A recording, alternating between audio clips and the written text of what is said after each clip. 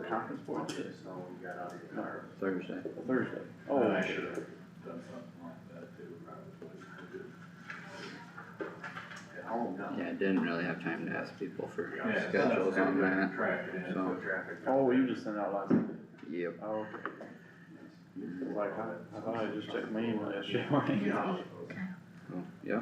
Tammy? Jack said yes. Okay, perfect. We'll talk about it during auditor discussion. Okay. Alright, we do have 8 o'clock. I will call the meeting to order. Can everyone stand for the Pledge of Allegiance? I pledge allegiance to the flag of the United States of America and to the republic for which it stands, one nation, under God, indivisible, with liberty and justice for all. Thank you.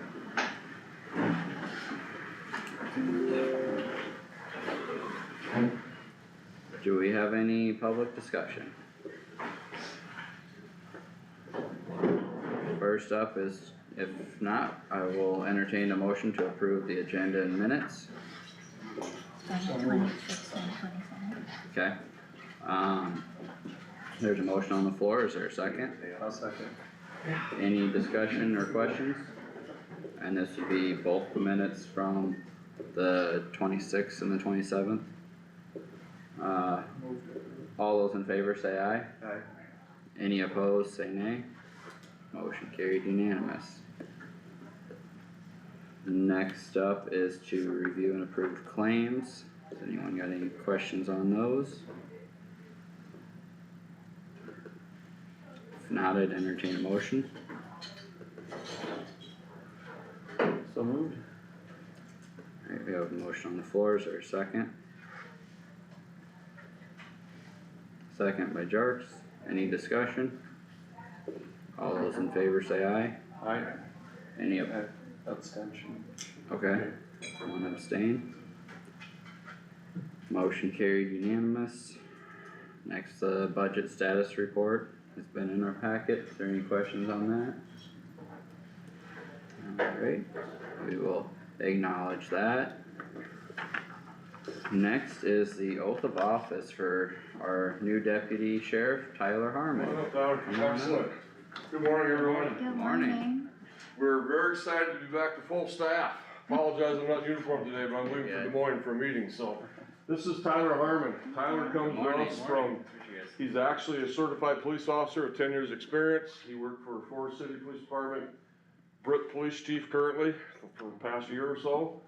And when he heard that we were going to allow the exception to move a little bit out of the county, Tyler lives just 3 miles east of the county line in the Hancock County.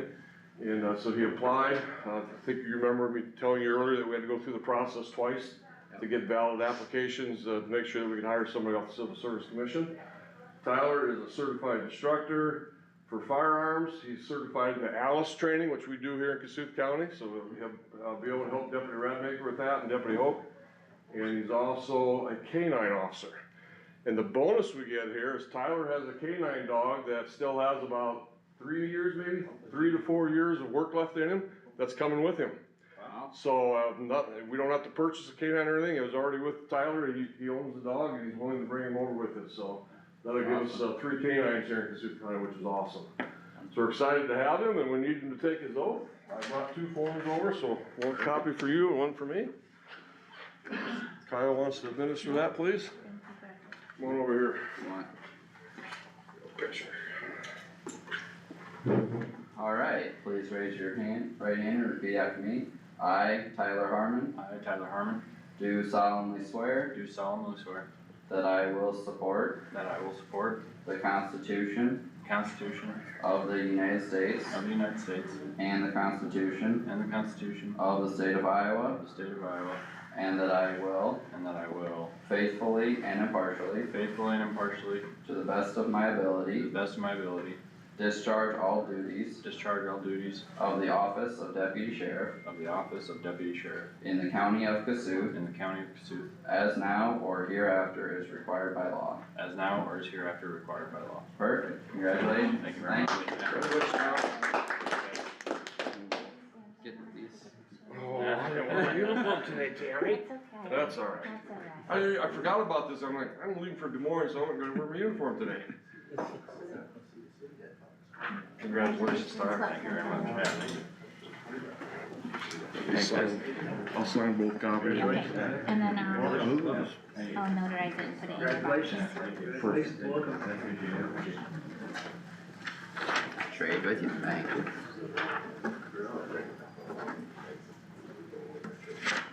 And you need to sign. Perfect. Thank you. Yes, please, Yes. Tyler. Yep, you do.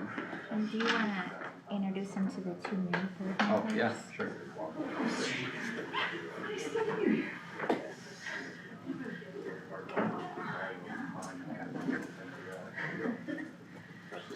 Perfect.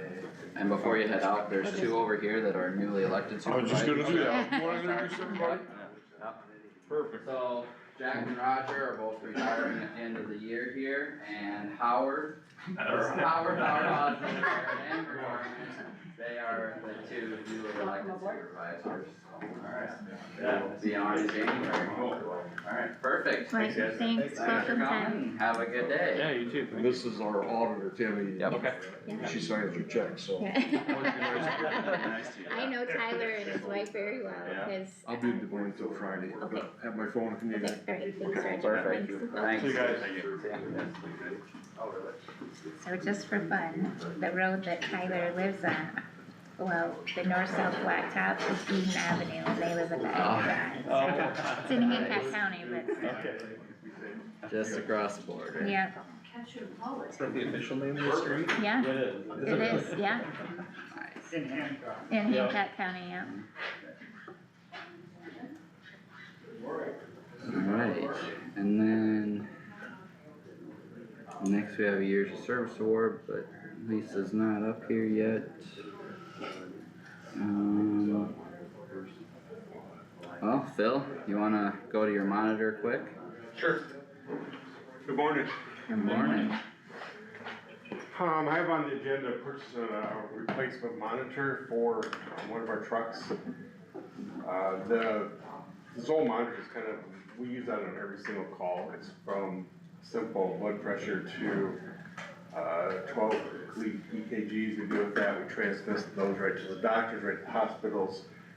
It does our shocking, our pacing. I mean, there's everything that we do deals with the patient. We use the monitor for. We have 4 monitors that are 10 years old. Life expectancies on the monitors are, they say 8 to 10 years. We do have 4 of them at 10 years old, and you can see by the price of these, we don't want to replace all of them at one time. So we have one that's been kind of giving us a little problems. I think we could send it in. One option would be send it in and get it refurbished. And the other option is just to replace it. My thought with replacing it is, every community in the county has a monitor in their truck except for one, which is Titanca. Titanca doesn't have a monitor in their vehicle. If they're willing to, pay to have it refurbished or whatever it takes, it'll be a good place to get it in service in that part of the county, so we have that equipment out there. Trade-in value on that machine is $5,000. We could trade it in and get $5,000 off the cost of a new monitor. To me, $5,000 is better spent if we can keep it in the county. We did bring this up to our advisory council, trying to figure out, do we charge Titanca the cost of that? Do we split it with them? We really didn't come up with a consensus or vote on how we wanted to do that. I'm open, you know, our tax dollars are from the whole county. If we can keep this and serve our residents, I would rather do that than put a burden on them paying for it. You know, if we wanna come up with a split or just have them pay for the refurbish, that's up to you guys. What's it cost to refurbish one? Or general range? They said about $350 if it doesn't require any parts. Because it's probably just in the settings, but I'm sure that with this age, there's probably some O-rings, there's some things that'll be replaced, so it'll be a little more, but I can't see it being a huge expense. And one of the things we talked about is with this piece of equipment and the fact that Titanca is the only place that doesn't have one, it makes a little more sense to kinda help them out and get them a new piece of equipment. Obviously, it's not new, we've gotten our useful life out of it, but the more bigger picture thing we talked about was when we are replacing ambulances and you're talking bigger dollar value of equipment, I mean, this is talking about a $5,000 trade-in value, but if we're talking an ambulance that we're rotating out of the fleet, we should come up with some sort of standard policy for that going forward so that we can offer it to everybody, or say, you guys are first priority, but this is the fair market price, or however we establish that. So we did kind of had a two-faced conversation there about this plus future things. But I guess with this, I think it's well worth the money to keep it in the community, and if they pay the refurbish, I wouldn't have any issue with that. They could have a monitor that was just recently ran through and should be fairly decent condition. And Bill Smith's on the advisory council, and he talked about that they potentially could use it as is, but even if they did refurbish, I would think The they would. issue we're having was just on blood pressure readings. Yeah, It's not consistent, it's not always accurate, and he said they do that by hand anyway, so, Yeah. I mean, but if we can get it refurbished for a few $100s, it would be yep, worth the expense. so, anyone have any thoughts or questions on I that? did get 3 bids on this monitor. One bid was for a refurbished unit, which is a certified refurbished, that was $33,000. This new one was 40, and then the other bid I had was for 44,000. And that had other, functions it could do or whatever, Yeah. but Phil and, Two additional functions that we did, worth the extra expense. yeah, yep, This fits in your budget there. Yeah, I have an equipment line for replacement of that, we was hoping we could get one replaced this year. That's what I was thinking. Yep. Yeah, I wouldn't have thought that we'd have them pay for the refurbished costs, and I mean, that's significantly less than what they would pay for, you know. on a Any- trade-in City can value. afford a few $100. Yeah, yeah. Yep. And they'd have a decent used piece of equipment, so it would help out the community, plus it would help them out, so. Yep. Alright, well, Sounds good. I would make the motion that and which, it was the X series, Yes. right? So, Yes. yeah, I'd make motion for the Zoll X series and offer the old one to Titanca for the cost of refurbishing. Is there a second to that motion? I'll second. Second by Wactor, any discussion, further questions? Can I ask a question? Yeah. So you're approving the purchase of the Zoll monitor for the $40,490, Yep. and then offering the old one to the city of Titanca?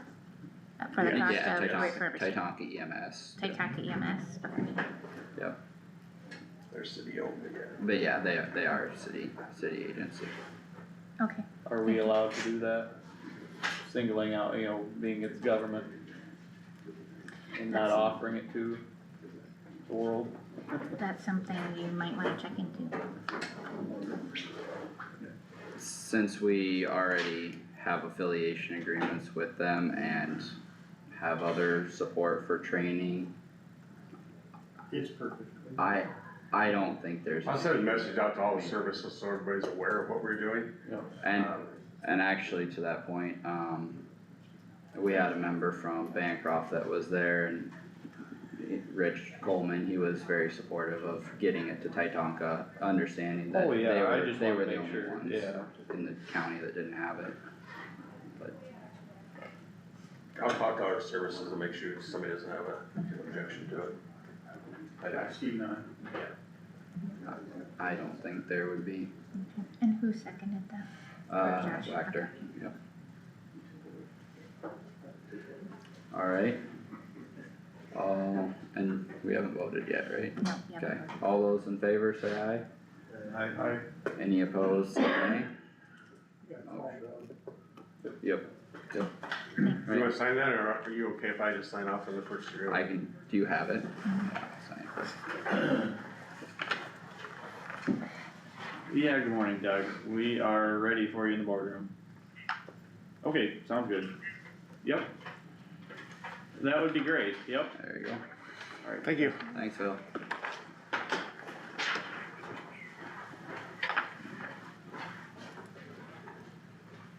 That one is Stewart. Do we have anything else? Repairs. Yep. Oh, this is, yeah, I gotta sign that. Okay.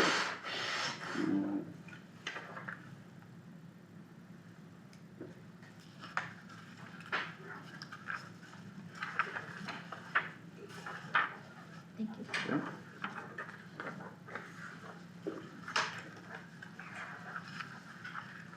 Do we have the drainage claims for signing?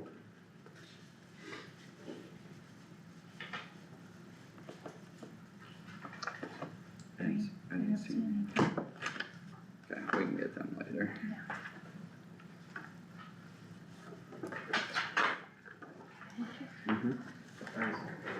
I guess that makes all come up with that. Do you wanna do that first? Do what? Once it comes up with that, do you wanna do that? Yeah, I would hope she'll come up with them. She is. Okay. I'll set that there.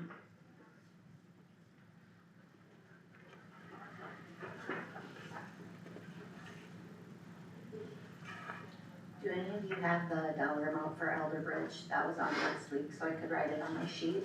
Yeah, 15,453. Say that again? 15,453. Thank you. Good morning, everyone. Good Good morning. morning. Good morning. Good morning. You're here again. I do.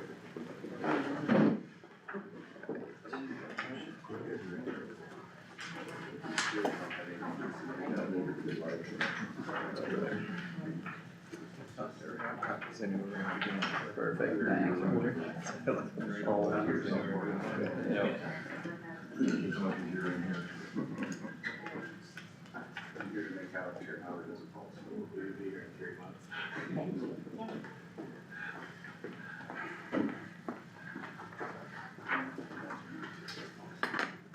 Alright, we have a years of service award for Lisa, who's been here for 15 years. Congratulations. Thank you. Go ahead, Jeff. There, Zoom, 1, 2, 3, and we'll get one more. Oh, your eyes are closed. And again. Okay. Thank you. Thank you. Thanks. Congratulations. Thank you. Thank you. Thanks for putting up with all those guys down there. Yeah, yeah. Thank you. Thank you very much for everything you do. Thank you.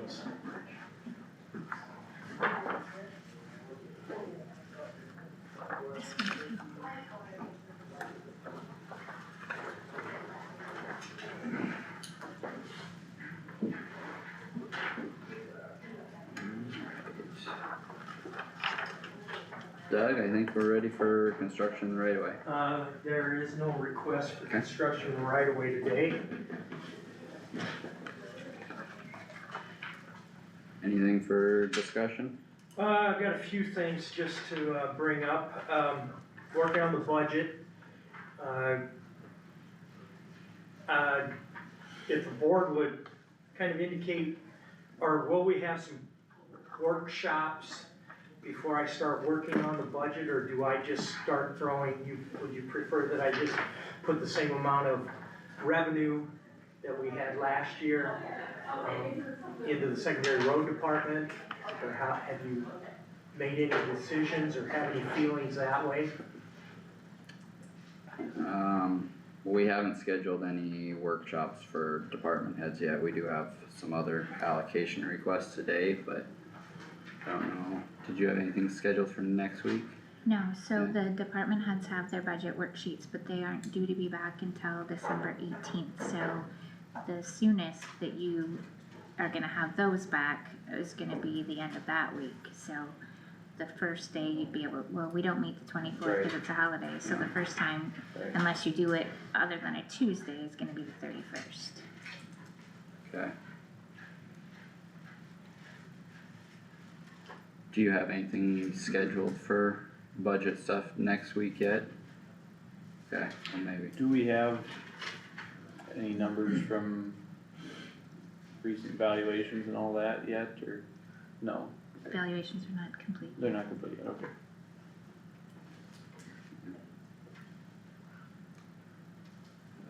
It sounds like we're pretty well on hold with that for right now. we might have to start somewhere and go from there. Okay, I mean, well, I until we have will work valuations and, and stuff. go from there then. Otherwise, we can see what our schedule looks like, maybe we can just have some generic conversations That's up, next week, that's up to you guys. possibly. I don't know if the board received any information from the Iowa Department of Transportation recently or not, but, last legislation session, Senate File 2385, they did a lot of restructuring of government.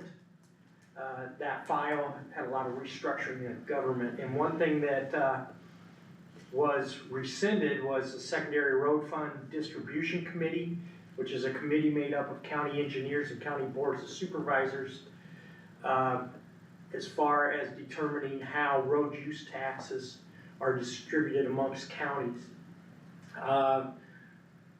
Chapter 102 of the administrative code, I believe it is used to talk about that committee. They've eliminated that.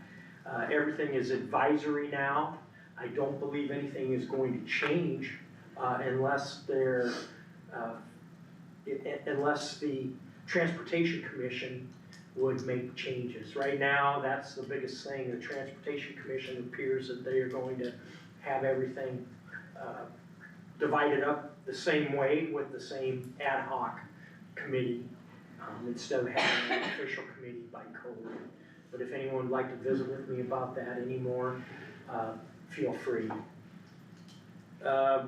Burgess up west of Sway City is accumulating a lot of junk again, in the process right now of getting notification of Mr. Burgess to have that stuff removed.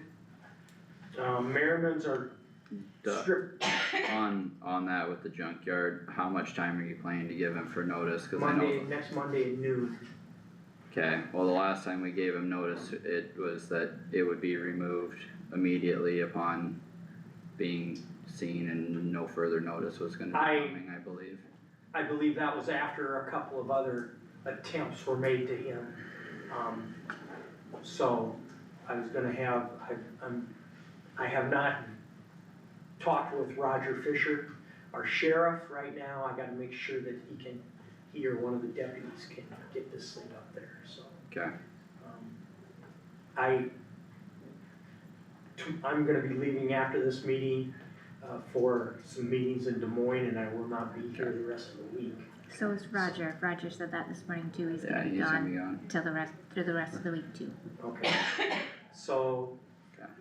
I was hoping that over the weekend, this would be taken care of by itself. Hopefully, Tilgus over there by Whittemore, north of town there, at the corner of 18 and County Blacktop, that, there was some stuff encroaching in the right of way there again too. Highway Is that- 18 and, Highway 18 would be the Iowa Department of I realize that, but on the Transportation. corner there with the Right. county Blacktop as well. I haven't seen where, I don't believe it's encroaching on Okay. the Well, he had a couple things county road. when I went by, I don't know, but it moves all the time, so it's, yeah. And I got a call complaining about that, I'll review making you that. aware, I will review that. Merriman's are moving some equipment off and continuing to clean up, getting their decks stripped out in there by Dana Arndorfer's, so hopefully next week we can, finish up some work down there. The gravel is completed crushing at Cylinder, and now the, Reddings are moving to Rothler's pit. We're continuing to work with the FEMA, we're cleaning up things right now and getting, claims in with FEMA. Still are mowing roads, working on roads. We've got applications getting ready to interview and receiving applications for the Lakota position. We have received motor grader, we should receive some loaders this week that were purchased recently. And that's kind of everything that I have. I got a farm to market review board meeting this afternoon in Des Moines, and then the Iowa County Engineers Conference starts tomorrow and runs through Friday. So myself and the staff will be at the County Engineers Conference. Enjoy that. We'll try. Anyway. Alright, very good, thank you. Thanks, Doug. Have a good week. I did text Marge, but I'll go grab her. Okay.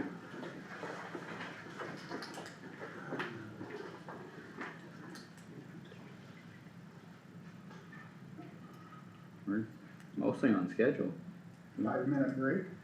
Well, We're not done. we got drainage and then board discussion real quick, but doing pretty decent at least. Yeah.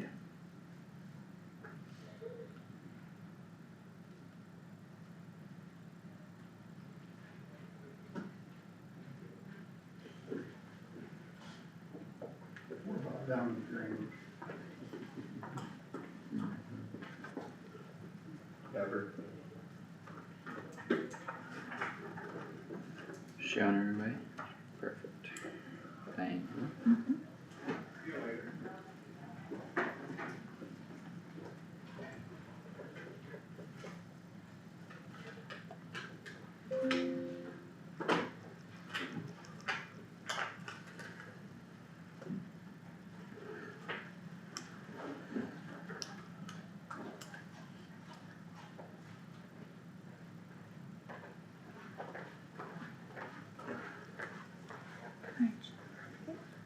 Good morning. Morning. Are you ready?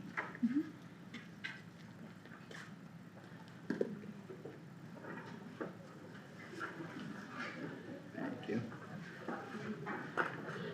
Thank you. Roger, read whenever you're ready. Yeah, number 144, it's in Drainage District 133. West Bank has a bunch of outlet pipes that are all, they're the old spiral pipes, and they're all on windings and laying in the bottom of the dredge. Yep. See if we can get them replaced yet this year. If not, it'll be Amber's. I said, give it to Reitzel. It's gonna take a longer stick than most of them have. Alright, and I got 144 and Hebron 28 bulkhead that's damaged, so. And Supervisors take care of the request. Second. Motion and a second, any discussion? yeah, I haven't got a bid back yet on taking those trees out or an estimated cost. Okay, So if nothing happens, Amber, there's a request to take some trees out and clean up about 3/4 of a mile of dredge. And I wanted an estimate before we turn it over to an engineer. If we can do it without an engineer, we'll save quite a bit of money for the dredge district. So, but as of yet, I have heard nothing. What district is it? it's over by Tech, isn't it? Yeah.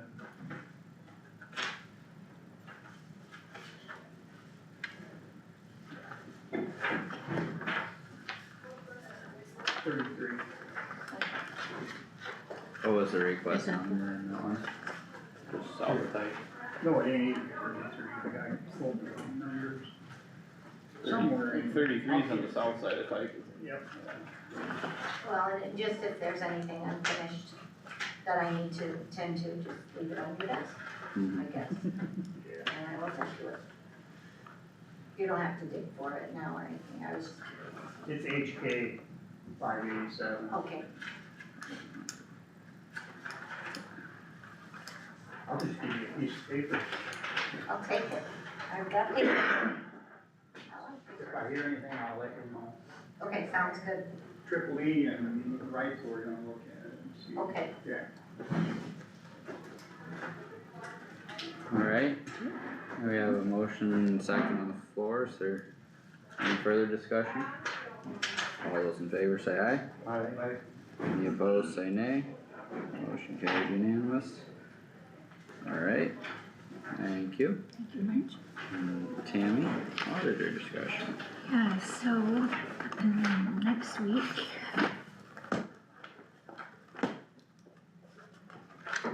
We have, Marge probably could, a 10:45 conference call with Palo Alto County for PAK 1. And then we have a change of tree direction for master matrix with the DNR. That's all that's on there except for the regular scheduled stuff so far. Okay.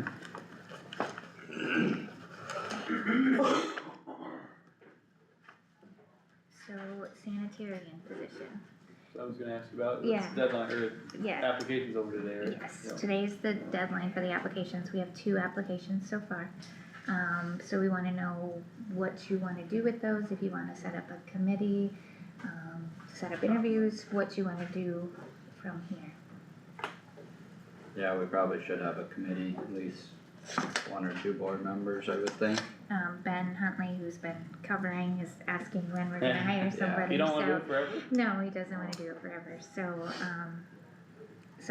the sooner the better. Okay. So if you just Okay. wanna get a hold of me or whatever, I can get you the applications, if you wanna decide who's gonna be on the committee to hire. Okay. I can get you the information you need. But I suggest sooner rather than later. Yep. I suppose, How many board members do you want on the committee or generally for department head? Last time we hired the sanitarian, I think it was HR, 1 board member, was it 1? yeah, probably, The auditor. Is there somebody else? that might have been it. Cause Roger, you were in on that one, weren't you? As chair for the last sanitarian. Okay, do you remember anyone else? Was it Or just, was it just you and Tammy and Donna? You don't wanna get too many people. Yeah. No, We didn't Well, have a big committee. and right now there's only 2 applications, so, yeah.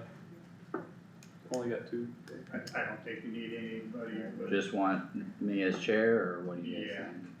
that's what we did last time. Okay, then I can talk to you after the Okay. meeting for that, Okay. that'll work, okay, then so, we can get stuff scheduled. okay. And then I wanted to talk, I had reached out to Jack and Roger to ask about if they wanted something for retirement, since they're both retiring at the end of this year, if they want some kind of party or get together.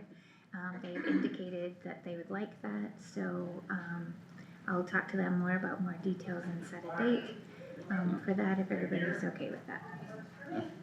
Okay, I'll get together with you guys then, after the meeting today, if that's okay. Perfect. And then that's all I have, we're working hard on valuations, and budget stuff at the same time, so we'll get through it. Sounds good.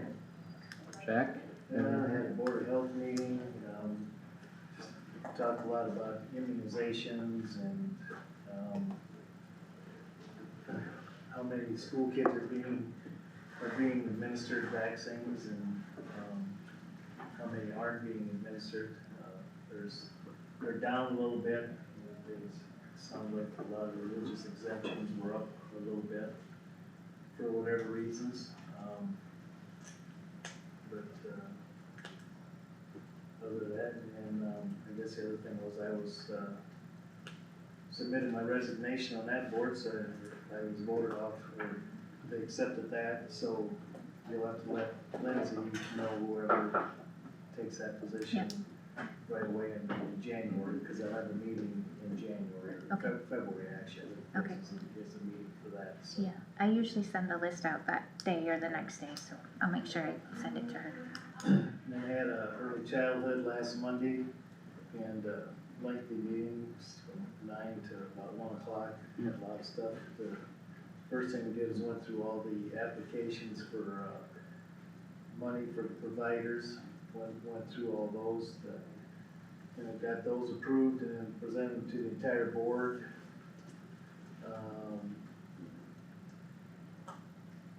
Amanda Winslow Winslow, who's the state ECI director, was on video conference with us and talked to her. The policy and procedures, the committee gave a report, they had quite a few pages that they made some changes on. And we went through all the literacy grant applications. Kossuth Growing Healthy Kids request, care team request, Emmett County request, kids coordinated intake kids request, and then we had reports from the Kossuth County care team, Loving Hands Nursery, kids, Kossuth Growing Healthy Kids, Winnebago Ice, Miles, Cherokee Public Health, and Mid-Sioux. And they're also next, whoever takes that position, January 27th, they'll put down, there's a meeting, 9 o'clock in the morning will be the finance committee, and then the regular meeting following after that, so. Whoever takes, probably wanna go at 9 o'clock, and sit in on that finance meeting, and also let, Selena know, cause she has a orientation that she wants to do with whoever takes that position. And that's early childhood, right? Yeah. Yep.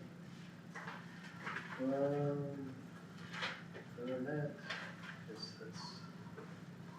they had those 2 meetings. Alright, Friday, we got the drainage meeting in Fort Dodge, and you're all registered. I think it starts at 9, but breakfast is at 8:30. Coffee and rolls. Gonna have a couple of pretty good speakers, so should be interesting. That's about all I got. alright, I did not have any meetings. I had Care Connections last Tuesday afternoon. In the last month, there was 8 calls for mobile crisis in Kossuth County. Our average response time is about 46 minutes over the last month. Our fund balance is $890,238.35. Probably the biggest thing that Melissa, our CEO, has been working on is the state was allowing regions to submit proposals for the ASOs, the Administrative Service Organizations, the new maps that are coming out. And all of the region directors worked hard on figuring out transition plan and what they wanted to see, and then the state decided they didn't wanna hear the proposals, so that's what she worked on most of the time and didn't get it presented. And that was the case over all the regions, not just for us, so they're a little frustrated. It was an option, then it wasn't, so that was kind of the main thing she worked on the last month. So as far as budget for this year, we And don't that's- have to budget anything for them, cause So- it's gonna be, Yep, so Okay. that's still, this budget year, we don't need to worry about, the community liaison position, as far as mental health goes. More, beyond what we were the responsible current for one we're currently, in, yeah. right, But next Um, budget that we'll be working on, we don't have to Yep. do anything with that. and that because the kinda state's- ties into another meeting in the past week. I met with Roger Fisher and Bo Miller and Jacob Jaden, the city of Algona, on how that could potentially look going forward in the future, and that's something we'll have to discuss during budget time, and what budget will that come out of for the community liaison Yeah, position. that's separate That's than separate from mental this, health, but it yeah. kinda ties into, Yeah, okay. into things, so, yep. Okay.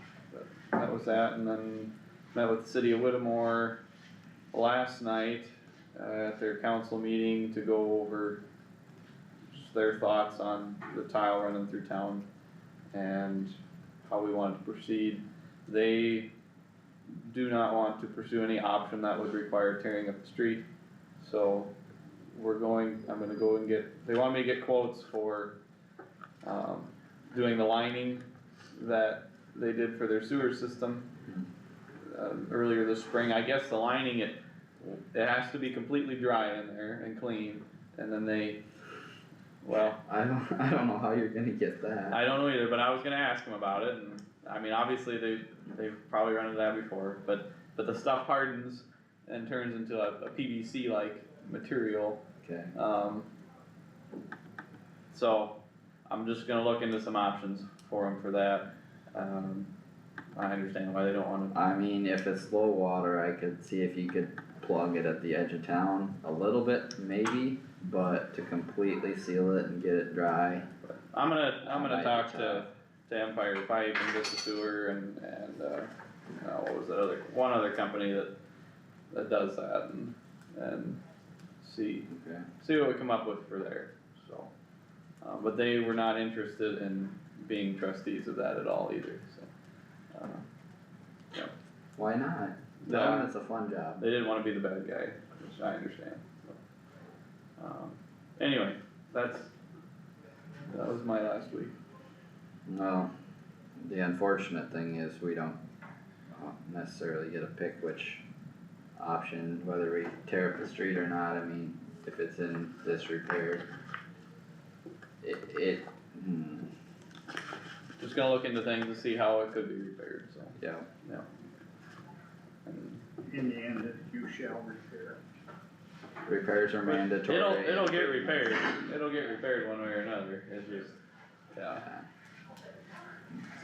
Is that the tile that comes in from the west, Correct. Yeah, that runs down? Runs down Kossuth Street. Yeah.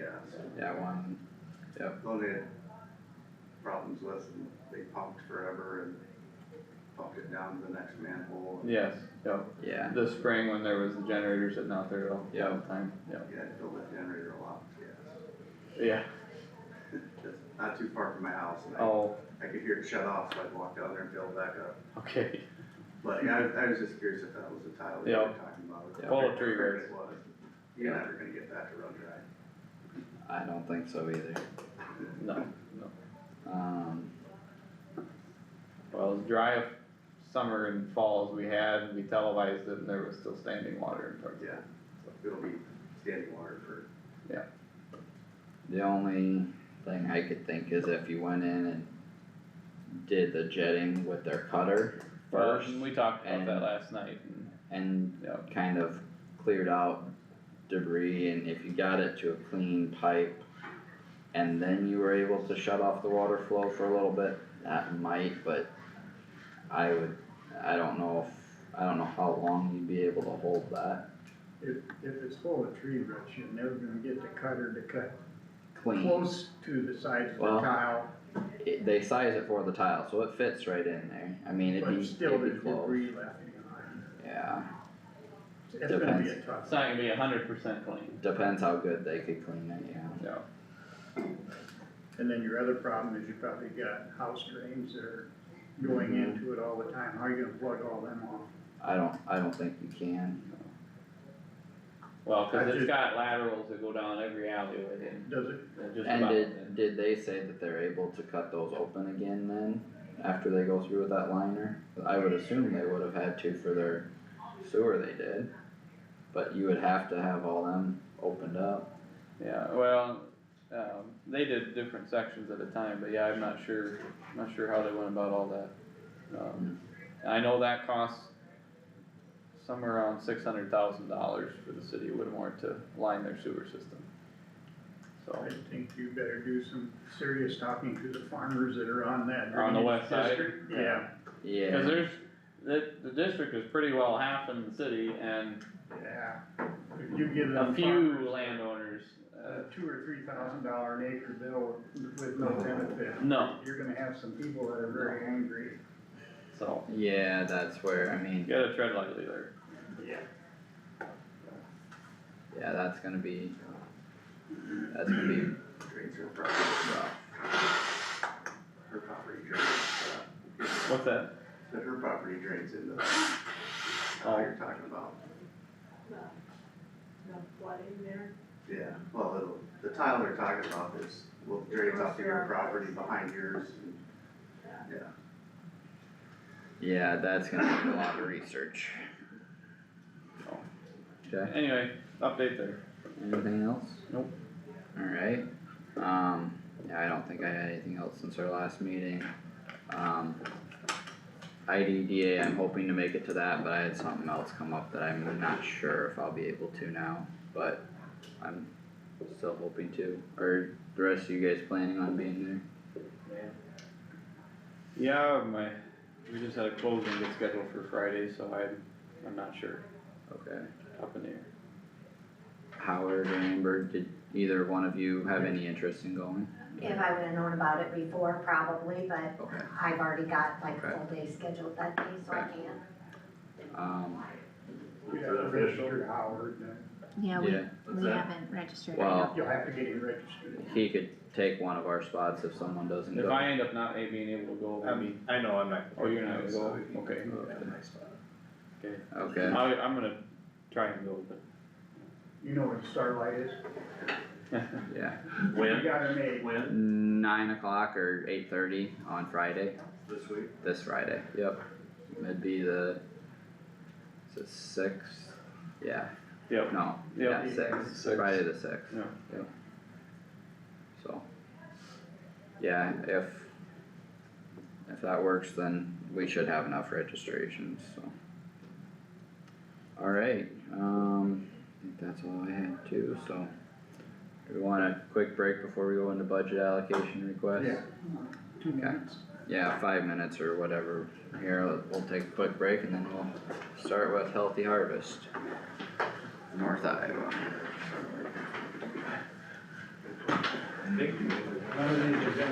Okay, perfect, yeah, I'll put them in the file. If there's anything specific I need to know about any of them, I'll put it in there. I usually write on the ground, it's 4 or 5. Okay, okay. But there's a couple in here that the jams, we try to go for knock them out.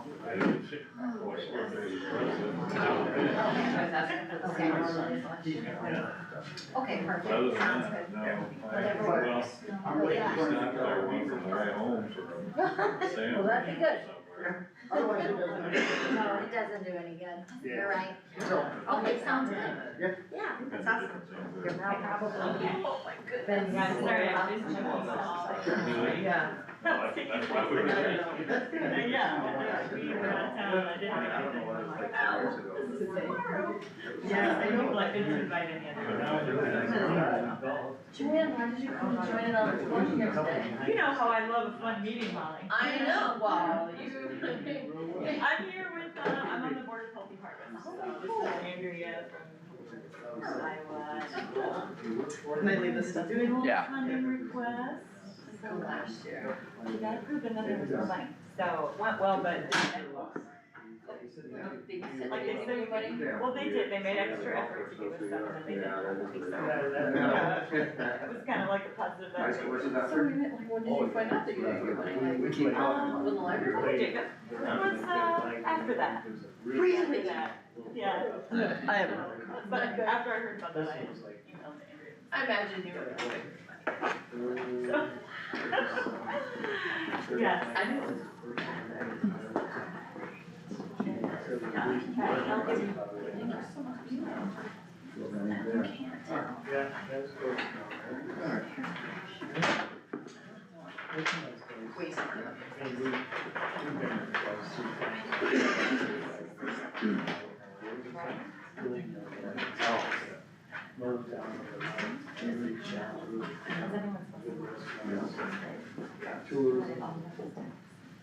Correct, so you keep those. This is Melanie, she's Hi. our city beat reporter, freelancer. Nice to meet you, for yeah. this paper. I- Andrea. Sweet Andrea. I saw the news correspondent. Yeah, is that what we're calling it? Yes, we're calling it Okay. news Yes. correspondent, cause I couldn't like be a regular correspondent because I used to have to type that up. Um, And that's not, like, this is, I actually ask people. And she just covers meetings, right? Yeah, City just county meetings, meetings, yeah. which we appreciate. Yeah. Even when she's at the city council meetings. Yeah, just writing about DMU's potential rate increase. Oh, I was just boy. texting John, or emailing John. I'm so glad you were there. This rate increase. So, yeah. So- I bet there's fun things to report on it. But it's important first, to yeah. have a reporter. The first city meeting I went to was about the sewage bathrooms. Okay. And I was like, oh my god. Like this all the time? There's not always 20 angry people in the room. Right? And then I went to some other meetings and then like were you at the meeting where everyone was of course tense? And then like all of a sudden it started raining. Oh my gosh, I was at that, and And I you was would hear the rain on the roof and all these homeowners that had sewage back upstairs like, they're just like twitching, and they're like, I should be home right now, and they would say, I should be home right now, my basement's probably flooding right now. To me, that meant most to them in all the streets, cause you know it's the fear that they Right. felt in their house, you know, and it's like, they're just letting. It was raining hard too, and it's like, I don't know if it's a still rough. Yeah, it sounds, you can really hear it, Oh. yeah. It's not so bad, but it's happened together, So really. yeah, it was, So, but yes, that'll be, that was the exciting part there. it's always something exciting. Yeah. And it wasn't, a couple meetings ago, it was like a 20-minute, So Yeah, that's, just never know what you're gonna get. Yeah. My son is, studying at UNI, so he has to go to some fall. He's like, we got Celtics or anchor. I'm like, Right. yeah, settle in, man. Yeah, Jacob was telling me that your guys' meetings get longer in January. Budgetary time, Oh. right? Yeah. I wonder how long this one some days. It'll go pretty fast, I'm didn't it? hoping that we will. Hey, but you guys are like first on the list. Yeah, great. Just look in the job slot. Lucky They you. must like, They yeah. must. They must. Yes, very cool. Yeah, I'm sorry, you guys so are it was like, so like. Is this the one? Behind another thing. I don't think Okay, that thank you, report. Chris. They do market food recipes, so it's just like I a, think what's it's really your good. time? And that's And this is just kind of fun, Take you're it this time. looking for a local brewery or who does it, you say, good morning. That actually is really interesting. Yeah, so you keep that, that's your. I will keep Cause it. I have more copies. I know you do. I have more extra. You know I do. Alright, thanks. I just think these are the weirdest chairs, but Yeah. we'll do it. They're comfy though. Yeah, I think. I'll be tempted to roll around if I wanna see Andrea's face. Thing on my desk. Yeah, I can't even see what. Yeah, I'll just roll in my Dr. Evil chair over here. Yeah, you gotta love the pillar in the middle there. Drainage. Oh, okay, good. Hi, good morning. Good morning.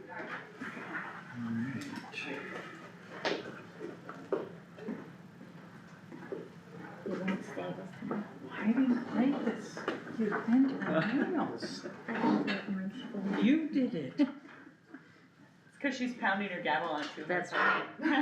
She thought you looked bored and needed Yeah. something to do. Alright, okay, thank you. Okay, it'll be Alright. fine. Okay, thanks. Alright, we're waiting for Roger yet.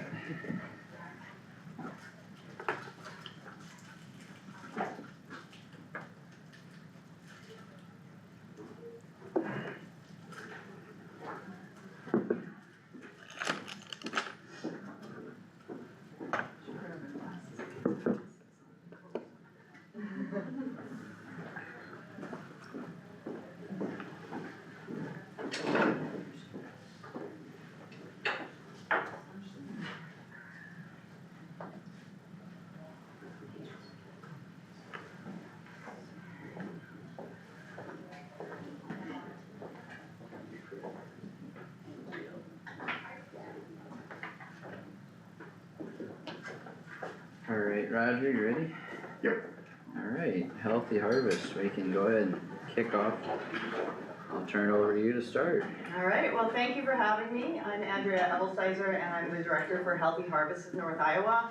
And we are a nonprofit that works in the 9-county area of north central Iowa to connect and educate people related to the local food system. So we work with local food farmers and consumers of local food, which pretty much is all of us because we all eat.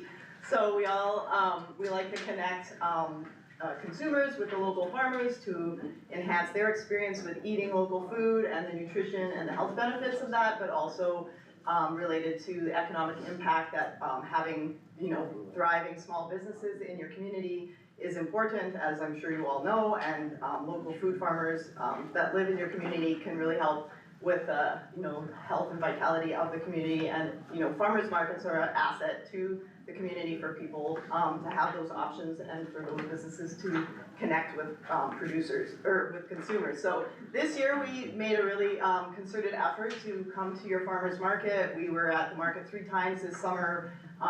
We have a couple new team members that were a little bit closer, which was really nice.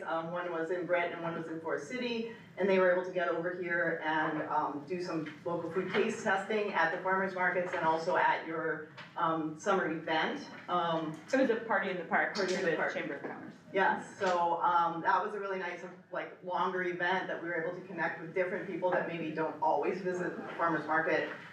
But, you know, we're able to connect with, the local food options. And then Joanne, I guess you guys all know Joanne, but she's on our board and she's also a farmer in your area. So, one of the things that we do for small farms is the local food guide that I handed out. That's a nice resource that we print. 10,000 copies and hand them out via some of the small newspapers, but also at different places like libraries and chambers of commerce and farmers markets and all of those places to get the word out and help people connect. But also it's on our website, on the online searchable database, so people, if they're looking for local food and want to connect with a farmer in their area, they can go and search by zip code or by the product that they're looking for, or by the name of the producer if they know. We also have a good variety of recipes that are really seasonally designed so that people can go to the market and buy things that are like ready in North Iowa and then cook with those items, and then different ideas on how to use those items. So I provided you with a little summary of what we've done in your county specifically. And then also the one-page summary of our work. Like I said, we're in 9-county area, so we do, you know, all the way from here over to Mitchell County and then down, including Floyd County and Wright County. So that's a pretty good region, and we solicit grant funding, but also funding from all of the supervisors to kind of match or connect directly with, match the grant funding, but also connect directly with your communities to be able to put a little more priority in your area when your county helps to fund some of our activities. So, Joanne, I would just love to add that every time they do a recipe demo at the farmer's market, they always check with our local producers to purchase that product, and sometimes they buy it right at farmer's market and put it right in the thing, which is great.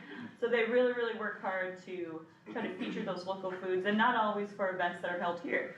So some of the farm-to-table dinners that were held in other communities, Mary Huey would reach out and say, does anybody have, 10 pounds of Brussels sprouts or whatever they need? So once you're part of that network, it's not just things that happen in Algona or Kossuth County, it's things that are kind of happening, and as you all know, the regional concept kind of is what drives a lot of the commerce in North Iowa. So it's been a really good group to work with. The request isn't that high. I know you get a lot of requests for funding, so I appreciate you considering this. You get a lot of bang for your buck. A little money goes a long way with an organization like Healthy Harvest. Very low overhead. The staff do very specific things. So we have people who just do farmers market demos, get into the schools, but all of it is kind of focused on the same overall goal of promoting that local food and local farming and connecting with producers. So we've had a good experience with Healthy Harvest. Some of our other producers that might not be in the guide have taken advantage of other events like winter markets, like I'm thinking of Fortress Farms over in Wesley. They're a newer one. They've been able to participate in some of the other events. And part of it is too that producer education and just connections. So providing some of that training for farmers, not this most recent year, but in past years, Healthy Harvest has held like farmer finances, things to set up for how to manage those financials of your farm, because they can be complicated, as we all know, right? So I would just encourage you to really consider it and appreciate your time to hear us. If you have questions about local stuff or the market or Andrea's work, just shout them out. So your stats here, that's all in that within that 9-county area then? Mm-hmm. Yeah, and you can see on the back of the local food guide, actually, it shows the 9 counties. Yep. On there, and I think they are listed there, and then the board and the team are listed on the back there as well, so. Yeah, Joanne mentioned that we do the networking events. We did host that networking event in Kossuth County in Algona last February. That's right. And it was a partnership with Practical Farmers of Iowa, so that was a nice way to bridge some of the producers that maybe haven't worked with us yet that are in the Practical Farmers Network and Fortress Farms did sign up as a member this year. I guess I didn't realize are they in Kossuth County? They are. Yes. Okay. Yeah. Sorry, they're not listed in my list. Close. yeah. Yeah, I thought they were on the line and I. The old Studer Dairy Farm. That's Yeah. right, yeah, that's how Yeah. a lot of people think of it. Yeah, And as far as just growth in Kossuth County, we had about 20 vendors at Kossuth County Farmers Market this year. Not all of them were there at the same time. However, because some people are just in the beginning or just at the end, or Mr. Peaches was only there during peach season, for example, but like, yeah. it's really fun to see the variety. We have people growing apples in St. Benedict, we have people doing honey near Laverne, we have people baking sourdough bread in Algona. We're raising vegetables, we're people doing extracts. I mean, it's just a really interesting way to continue to churn on that small business economic development that people can do as a side gig or sometimes as their full gig. And it's interesting to see how that develops. Especially what's interesting is Ms. Brad Till is doing the apple orchard out in St. Benedict, and if you've never had the opportunity, take a little drive, because he's got quite a cute little orchard over there, and he's got big plans for a larger I wouldn't apple. call that a little orchard. I know, I mean, comparatively, Carter, but it's adorable, it's delicious, and he made the best caramel apples I've ever been able to get in Algona, that he brought right to farmer's market. I mean, and he does dried apple product. He's not just selling fresh stuff, he's selling things that can sit on the shelf. And since this time of year is when you start to realize how important those things are, so he's doing value-added agriculture and bringing that to our market and bringing that to our communities of Kossuth County. So we've got a lot of producers doing interesting things and stuff like, funds like this help support those larger goals as well as the smaller goals too. Yeah, and sometimes it's a transition between the farmer's market before they connect with us and before they get listed in the guide. Like sometimes going to the farmer's market is the first step, and then listing in our guide is the next step, because they're looking for, expanded market opportunities and things like that, so. And sometimes we don't know about them unless we're here, so these are the opportunities for us to, come to your county and, meet the producers and attend the farmer's market and get them engaged in a bigger kind of, network, like Joanne said, so. Will you be doing another workshop in February, with Practical Farmers Vibe? I don't think we have one of those planned. We have 3 events, like 2 lunch and learns and another event coming up. One's related to value-added production and, taking your business to the next step and learning about the resources related to, creating different products from your farm products. One's about learning how to be better at grant writing and connecting with some of the statewide opportunities. And the third one is escaping me right now, but we have programming planned, but not specifically that networking event. We did last year 3 different networking events. One was here, one was in St. Ansgar area, Mitchell County, and one in the Saragota County. So we kind of move those around as, each year, depending on our, capacity and where there's kind of some energy with producers to get together and meet up and talk about things. That being said, Practical Farmers of Iowa will sometimes reach out and do one with or without Healthy Harvest, so Field days. one may happen. This is the time of year they usually say, hey Joanne, let's get one on the calendar, so it may still occur. Sounds good. Great question. Other questions? I don't have any at this point. Alright, Thanks for considering. Yeah. thanks for your time. Thanks for coming in. Good to see you all again, and earlier this year. Yeah. Have a great Christmas. Thanks, you too. Alright, What was the dollar amount requested?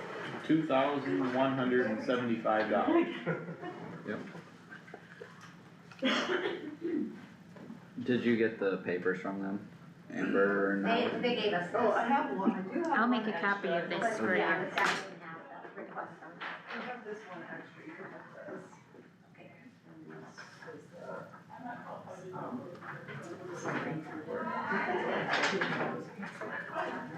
That's all right. yeah. Thank you. Thank you. I'll leave all my papers up here, Andy. Somewhere. You can take them. Alright, I'll leave you treasures. NIACOG Housing Trust Fund is next. Good morning. Heidi Nielsen, Good morning. and I'm the Housing Service Director for NIACOG, so it's my job to manage all the housing programs. I just have a little kind of before and after of some of the projects that had a pretty big impact in Kossuth County.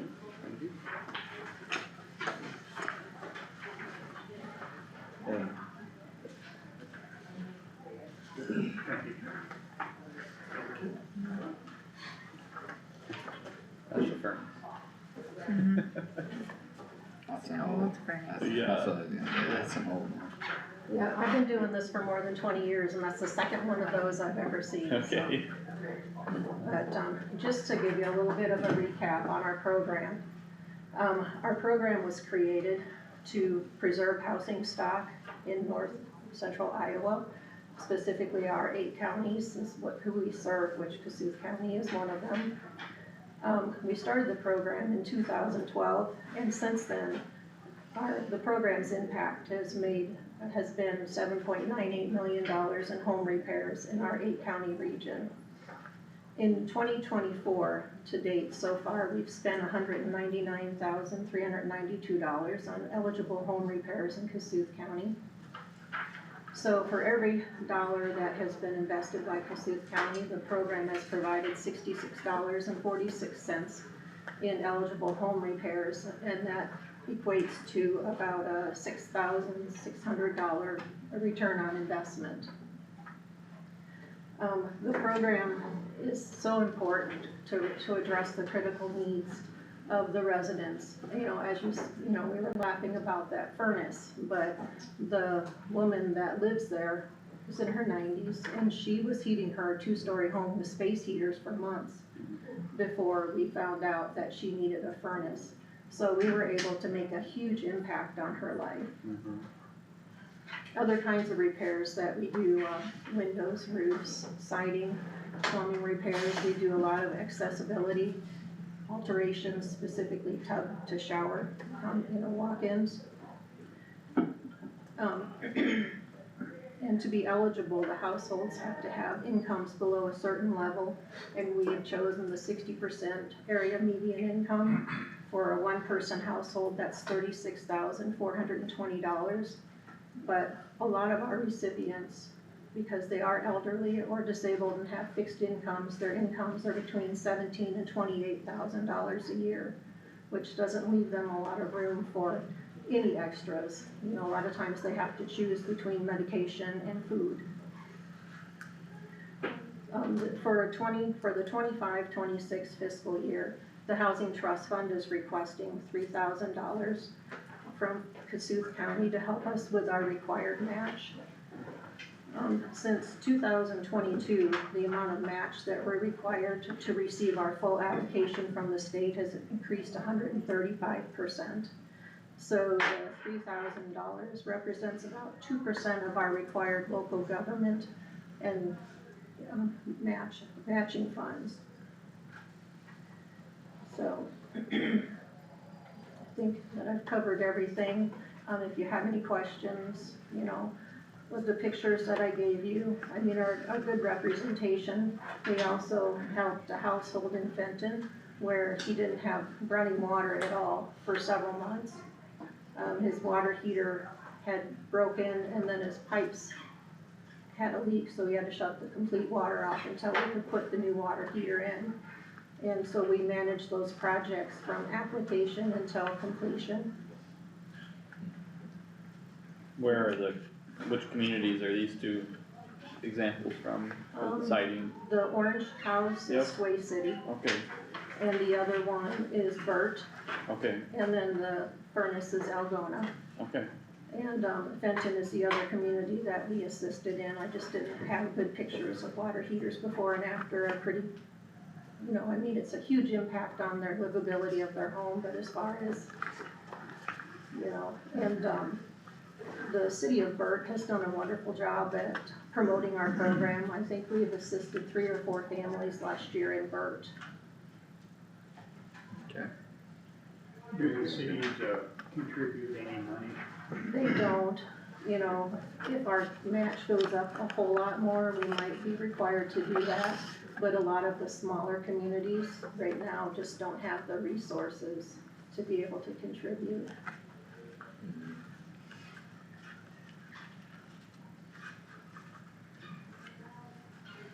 So, have any questions or anything? Okay. All right, well, I appreciate your time and I will go ahead and leave these here if anyone else would like them, and I can leave my notes here too, so you have the statistics, so. Thank you. Thank you. Thanks. Have a great day. Thank you. Alright, RSVP.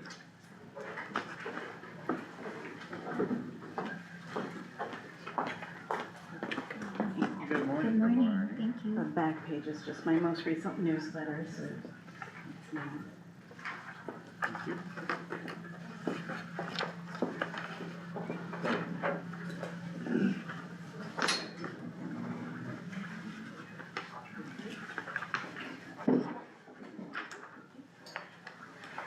Thank you for having me here today. As in your notes, RSVP stands for Retired Senior Volunteer Program, and we're part of AmeriCorps Senior, which is the largest volunteer organization for people over the age of 55. We're a grant-run program.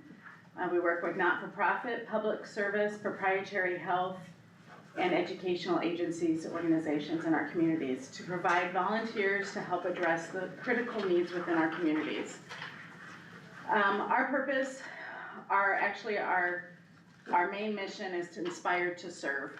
We want to give people over 55 places to serve. Can you volunteer without RSVP? Yes, but I am that hub in the community. I'm a call for a lot of people in our town. They give me a call, hey Deb, I need help with such and such, can you get people for me? I was reading the article on the Algona, I don't think it's the chamber, I think it's the city page where we've been doing profiles on different people, and how many of the volunteers that we've been profiling have been volunteers of mine. I was excited to see, Henry Rickey is retiring. And I was like, oh no, our food pantry is totally run by volunteers. And I don't know how many people in our community really realize how many things in our area would not be done without volunteers, without our retired senior volunteers. So currently, our statistics for the last year, we have 144 current active volunteers. 6,677 hours were served at 21 stations. Stations are specific places that we have an agreement with. So based on the independent sector's estimate of the average value of the volunteer hour, which right now is $28.88, we have RCP last year was over $192,000 value to Kossuth County. Our age range is from 57, which I believe is my husband, to 98, and she is still active and was just talking to me the other day about being a pen pal again. She's amazing. 3 volunteers with over 25 years of service.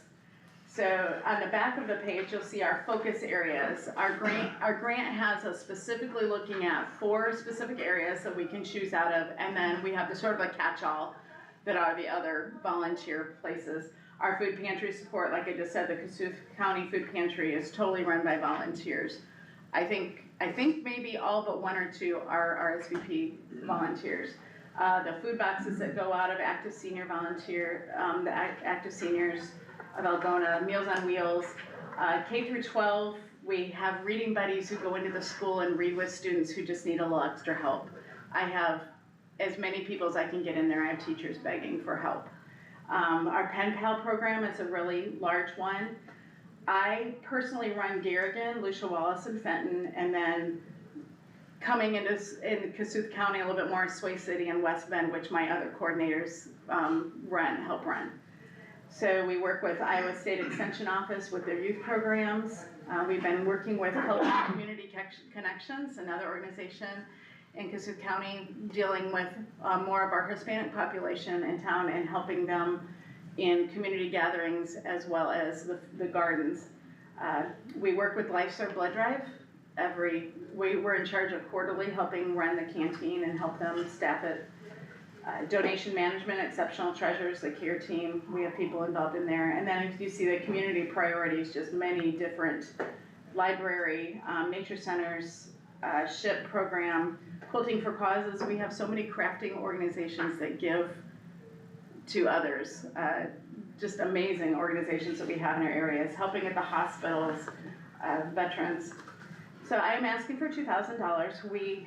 Our grant room program, Iowa Lakes Community College does cover, helps cover a lot of our overhead. However, we have marketing, office supplies, our pen pal program, that postage keeps going up. I try to do as much as possible by email. The newsletters you send in your hand, I think I send out 10 to 15 every month, but we try to email everything else out as much as possible. And I believe part of our asset to our community is also keeping our programs running, but also giving our senior adult population a place to serve, giving them community, which I think I worked for 2 years at a care center, and to me that's such a huge thing. We have people who have given so much of their lives and have so much knowledge, and many times they don't know what to do with themselves. And so that's what I love to do. I just think it's great. I get to work a few different sides of it. I get to be in the community as well as finding volunteers. And as simple as working with our pen pals is huge, because I don't know who gets more excited, the kids or the senior adults who are writing the letters. It's just a great program. So any questions? Thank you very much. Thank you. Thank you. Alright, the Kossuth County Fair and Ag Association. Good morning. Good morning. Scott Schultz, president. I don't have any paperwork for you today, but you guys know we're working on the grandstand, of course. That's our main deal. Just some of the things we did last year, we put $47,000 for the new pens in the sheep and goat building. We just redone our roof on the grandstand. That was a $127,000 deal. Insurance covered most of it. We spray foamed the show barn to hopefully cool it down for the August fairs. And then we cemented the swine barn. That was a $75,000 project. I guess we'd like to get back up to what it was a few years ago for our money.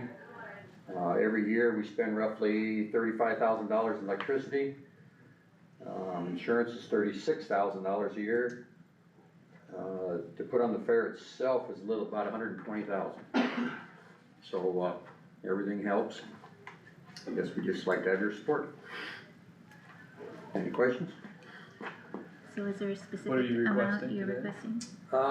We was at, I think 25 with the 5,000 for the free gate, is what we was a few years ago. Be nice to get back to that. Do I need to put something in writing for that, or? No. Okay, We can write it down. So 25 and I wasn't plus quite the ready for this, so You're this was a fine. surprise. Well, you're here every week, ain't I come every week, yeah. you? You're not surprising. It don't take much. Alright, Anything else? any All right, questions? thanks, guys. Thank you. Thanks, Scott. Alright, the Library Association. It's kinda early, so we might wanna wait a little bit. Do you have others that are coming? We do have others that are coming, but I have a couple things I'd like to mention if you have a little extra time. We're ahead of First of all- schedule, so that'll work. The RSVP program is excellent, and they do submit a number of volunteers that help the library. We so much appreciate that. So that was one thing. The second thing, I know Sandy's here from Whittemore.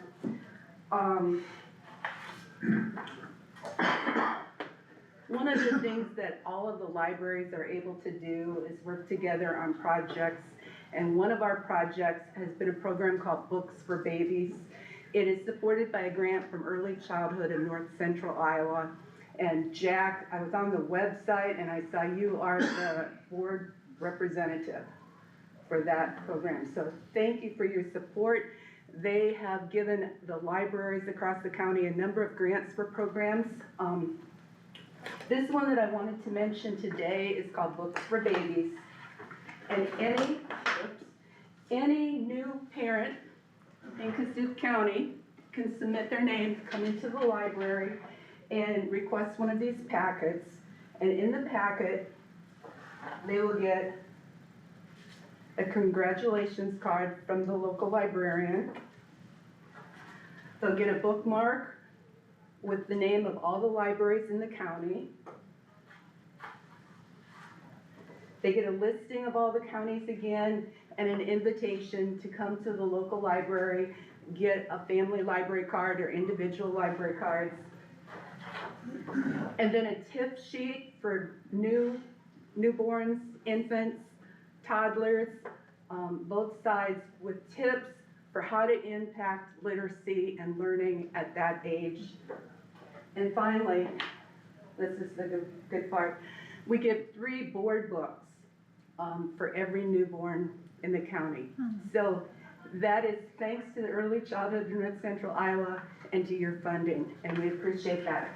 And then the other thing I wanted to mention, the libraries have a lot of holiday activities. You are, of course, invited. The Algona Public Library has an open house on December 9th, late afternoon. Please feel free to drop in. We have a lot of different activities, things going on. We'd love to show you around and have you participate. So those were my things, and I'll try and be there. You can share if you want to. Want to tell them what you're up to? Well, I'm entertainment for it. Oh, very good. So we're looking forward to that. Yep. Nice. Well, thanks for that, I guess we do have a fair bit of extra time, do we? Anyone need another break, or otherwise, I mean, if we're waiting, cause you guys probably don't have everyone for economic development, do you? 3 more coming. Okay, yeah. How'd you get so far ahead of schedule? We're just that efficient. Efficient. Must be. Well, Yeah, well, let's take a little break, break, I yeah. suppose.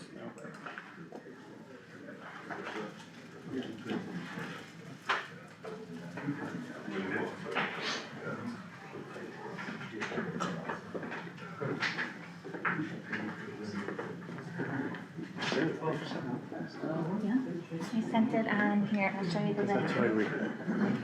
You didn't know? I sent it on November 13th. Is that the right, do you have the right address? This guy said he usually gets it. No. I called him yesterday, I said, I think we better go to the meeting. I said, we're on. And he's like, yeah, what did he say for? And I said, he said he went through and got it, and then that's why we were so unprepared. I'm like, So is this the right address or not? this guy. Okay, that's the address. But he I said he have. usually gets it. Yeah, and I sent it on the 13th, and that's the address I sent it to. Yeah, so we were like, when we showed up, we're like, we're sitting over here, like, trying to figure out what we're gonna say here. You did great, you did fine. Well, I'll make sure you have the right address then, that's the address I've always sent it to, so, Yeah, unless cause he there's a said better after he address. looked at it, he's like, I went and looked back and looked through all the mail, he's like, I didn't see anything, so. Ah, yeah, that's the address, and unless she hasn't changed, has it? Not that I know of, it shouldn't have. Okay. Unless secretary got it and never passed it on, but. Yeah, and if there's a better address that I need to send it to, or more than one, I can do that too. Okay. Yeah, so we were a little overwhelmed, we're panicking in the corner over there. No, you did fine, you did fine. Well, we'll find out from them if that's the right address or not. I think it's 657, I think it's. Okay.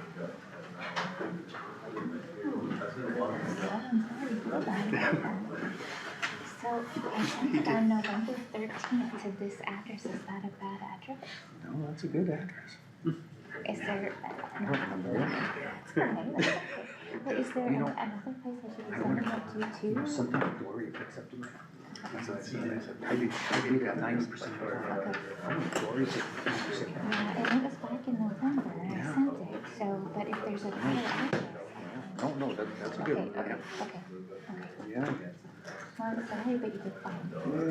I just would. So, yeah, I'm so sorry about that. If you ever see it on there and you're like, what is this about, call me and I'll explain it to you. See, when I first get in the car, I can't do that. Yeah, we're. I just seen her name on the agenda and said we better go. But yeah, I'm sorry about that, but if there's another address I could send it to. You did your. Okay, I almost said it. Probably well, my and guess. then, so, that happens, so, sorry about that. So you didn't, so no worries, okay, then I'll keep sending you You didn't have any letters. help. I had a panic attack that, oh my god, this girl address, they sent me, switch it out, yeah, okay. Then the next time, next year I see you here, I'll say, hey, I sent you a letter. Right, sounds good, thank you. Yeah, so I ran out of grab samples.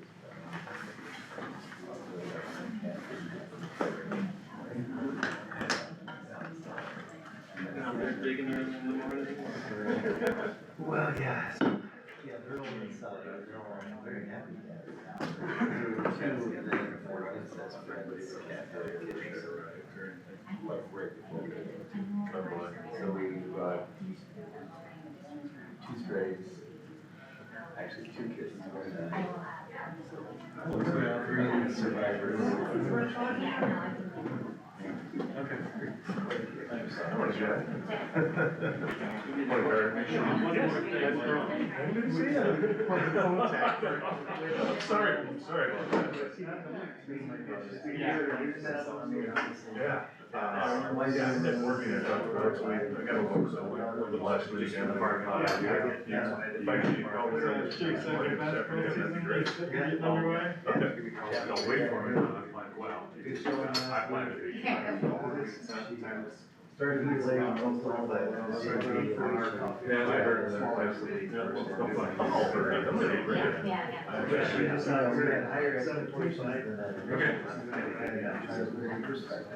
Okay. Alright, Thank you. Yeah. Great idea. What did you get through time? Give me a call. Yeah.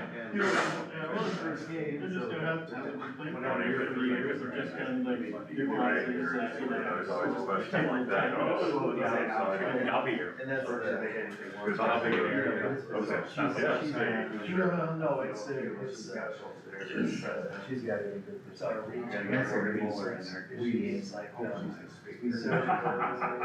We know Morgan real well. Yeah, so our girl. Yeah. Oh, yeah. Oh, that'd be great, man. Absolutely. Perfect, thank you. All right, good seeing you. Okay.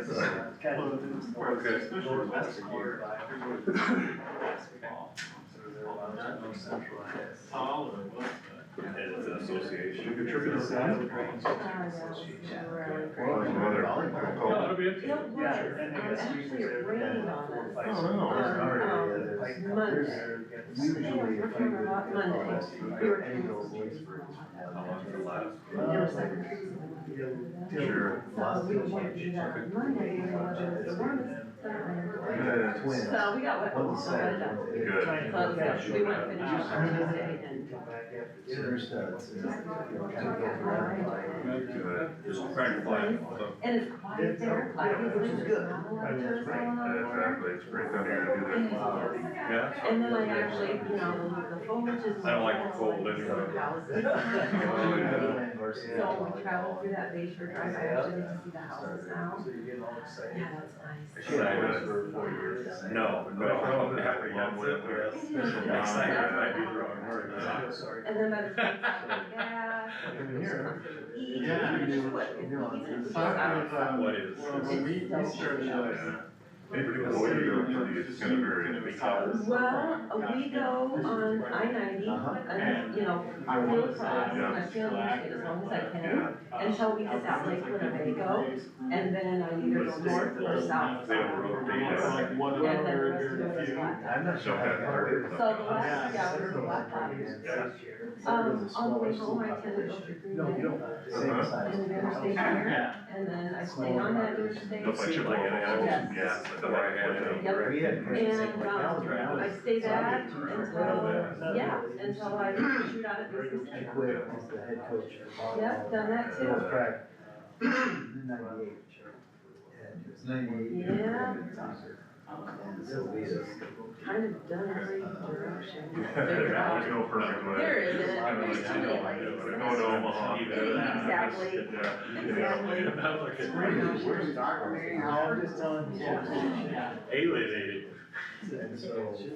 But the legs are tight. We'll put that in center. I've been up there in the winter time, I've been up there in late fall, around late October maybe. You got one in Usually early October, but I've been up there late October, but, yeah, it's beautiful. My daughter. Yeah, I've never got to go in the fall. They're Oh, is it, okay, well, then maybe all you can do. I usually, it's around someplace, Chevy's in that harbor. So, they set up like a car. That's my favorite. Oh my gosh. You know, that's just. Yes, I'll avoid that. Up on Sunday, So Monday. when they do that, so Addie. Crowd is after all the rollbacks. And the weather's so beautiful. Cause we go in the They summer. would have to ask specific questions. Oh, yeah, sure. And then all of the villages have like. That was about a month ago. They've already done that. Oh, yeah. For their schools. Bidding If they contests, hadn't, you know, and they So split what's the your series plan? and there's just something. I mean, I don't minimize it. I just wanna buy some cherries and They've already done that. It's the same way Humboldt. They already have to bring. It's doable. So Humboldt will put so then you're on. Is it? It's cool, yeah. Anytime, so we do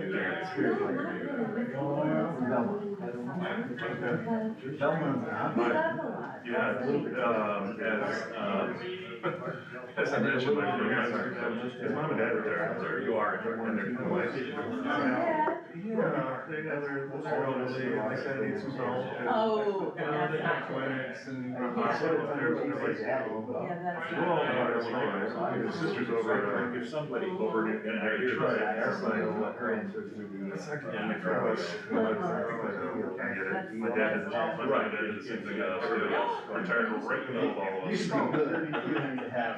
Over but Eastern Iowa. not in any particular No, town, right? 3.5 for me, 3 for my one brother, and like 4.5 for my other brother. It presented challenges. Hi, Aaron. Yeah, they're clicking right along. They can Okay.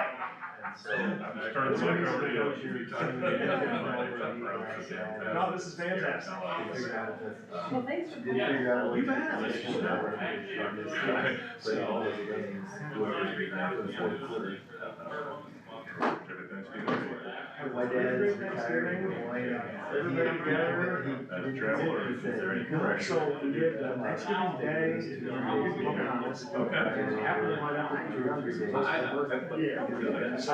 we get a big massive meal with her, and then later we get all her favorite kids, another massive cake. So, yeah. It's a Friday. Friday, we're doing a little We're going nerds. just laser tag, just a game. Yeah.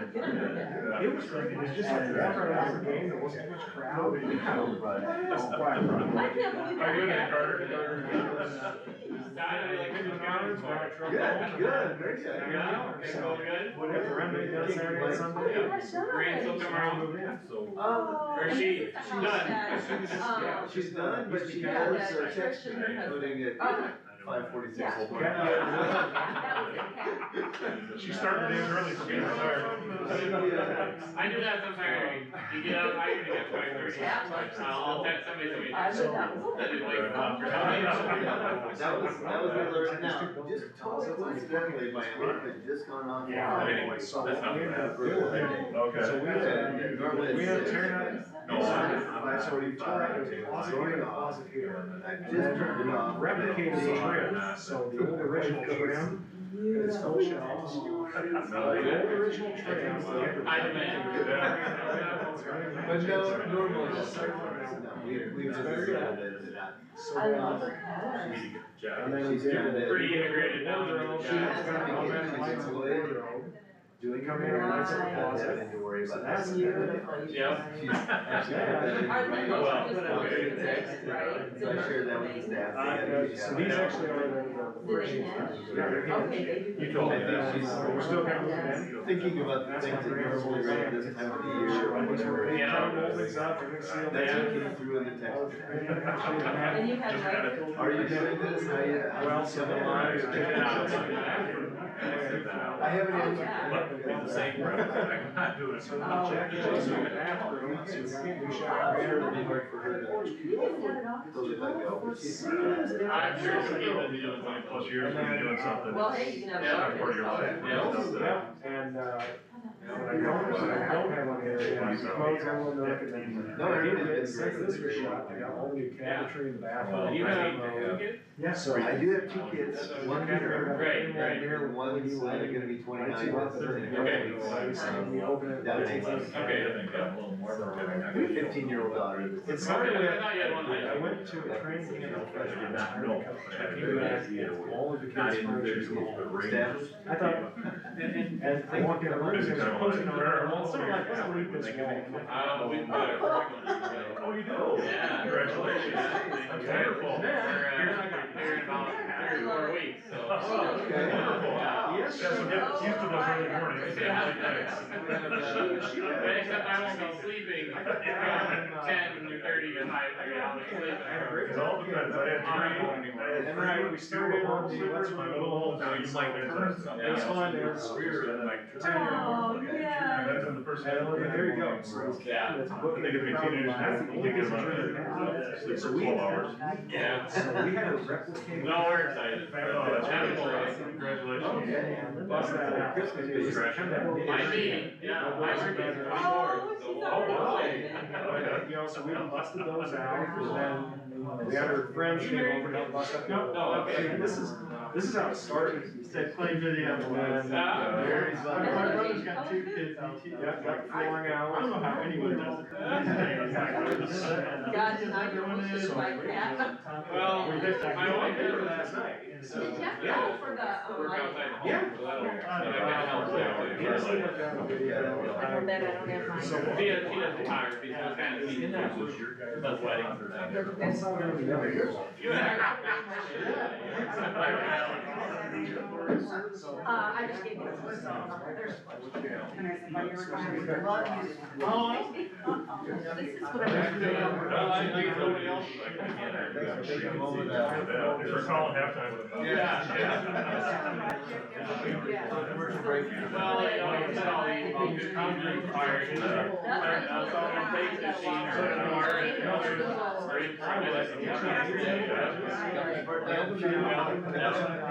We'll keep your schedule.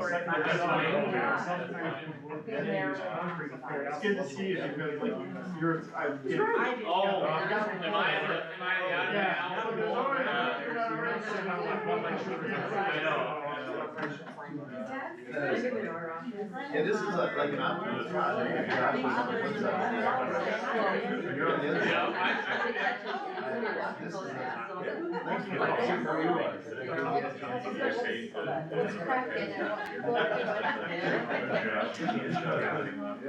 Well, it's, he went well, it's nicer than. I stopped it, yes. Yeah. Yeah, 15 people And there. next month, next month, here, she came in, she was stuck in.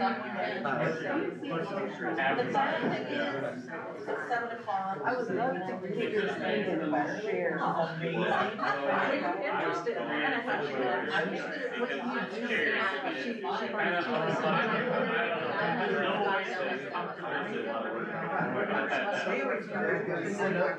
Either sit up real tall or raise it up and put your feet around. Right.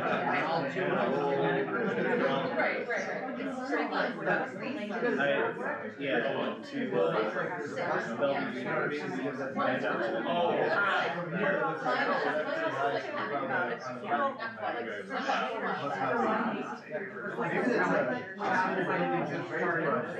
There you go. Maybe you can help. Then we allow I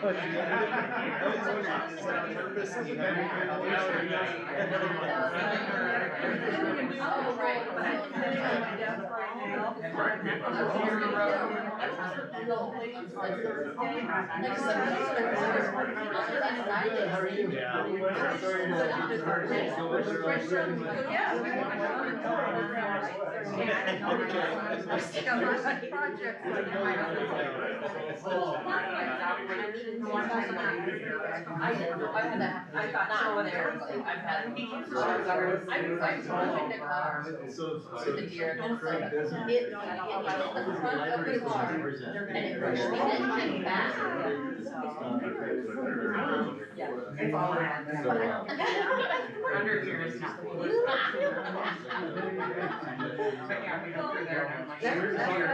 It's bad, and I know when I interviewed them, sometimes I take McGregor shirt. Sometimes I don't. I think the last time, I really trust the last year, I'm grateful it was dark.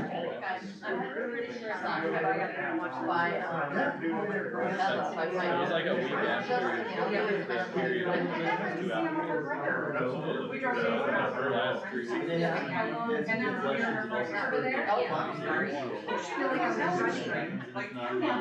scared. They're like, hey,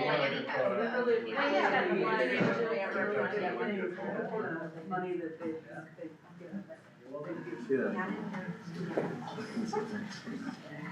No, we just can't try that. Yeah, well, now we're missing things. We need to use this.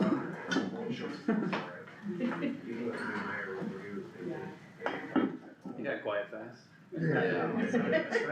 You're all sitting down now. Wait for Tammy. That's what's surprising. It's still being reviewed as far as I know. Could you see that? Is it, since that they're in here? Yeah, it's but it goes all the way around. But yeah.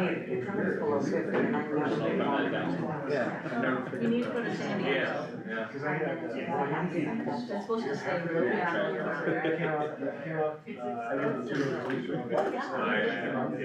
Yeah, they speak.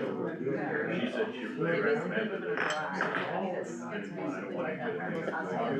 On someone else's property. Oh. Something you say, he's got a good job. But that's crazy, nobody in young families. Not saying we should. No, I'm with you. No. No. They do let you live in a boat though. One of my parents lived on I couldn't do that. And she said there was like a whole, but I'll go, and then after the boat's out, in the marina.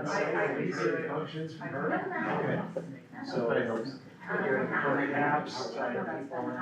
Perhaps that'd be nice. She ran for city council. Wanted to keep that from and especially actually.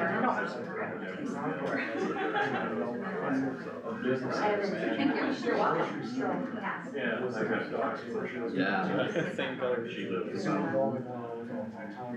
I'd say 2 miles south, just a mile south. Training track, that's about a mile further south. Yeah. There she is. I can hide it. I know, Ready to where roll? you been? I'm ready. Alright. You were replaced by, you were replaced by the fair. You guys didn't even remember, and then the fair board came down, the kids were left, you didn't have to sit around the tips. Actually, they put an additional training. We have an hour. Actually, one of our. Yeah, we have an hour. We can start. That was one of the. How are things with you? How are things with you? She has an outside. I'm thinking your, I think we start talking, or do you want me to? Yeah, come on up. Fire away. Yep. Alright, we will get moving on budget workshops again here. Thank you, everyone. Thank you, you didn't need to do that, Lisa. I know.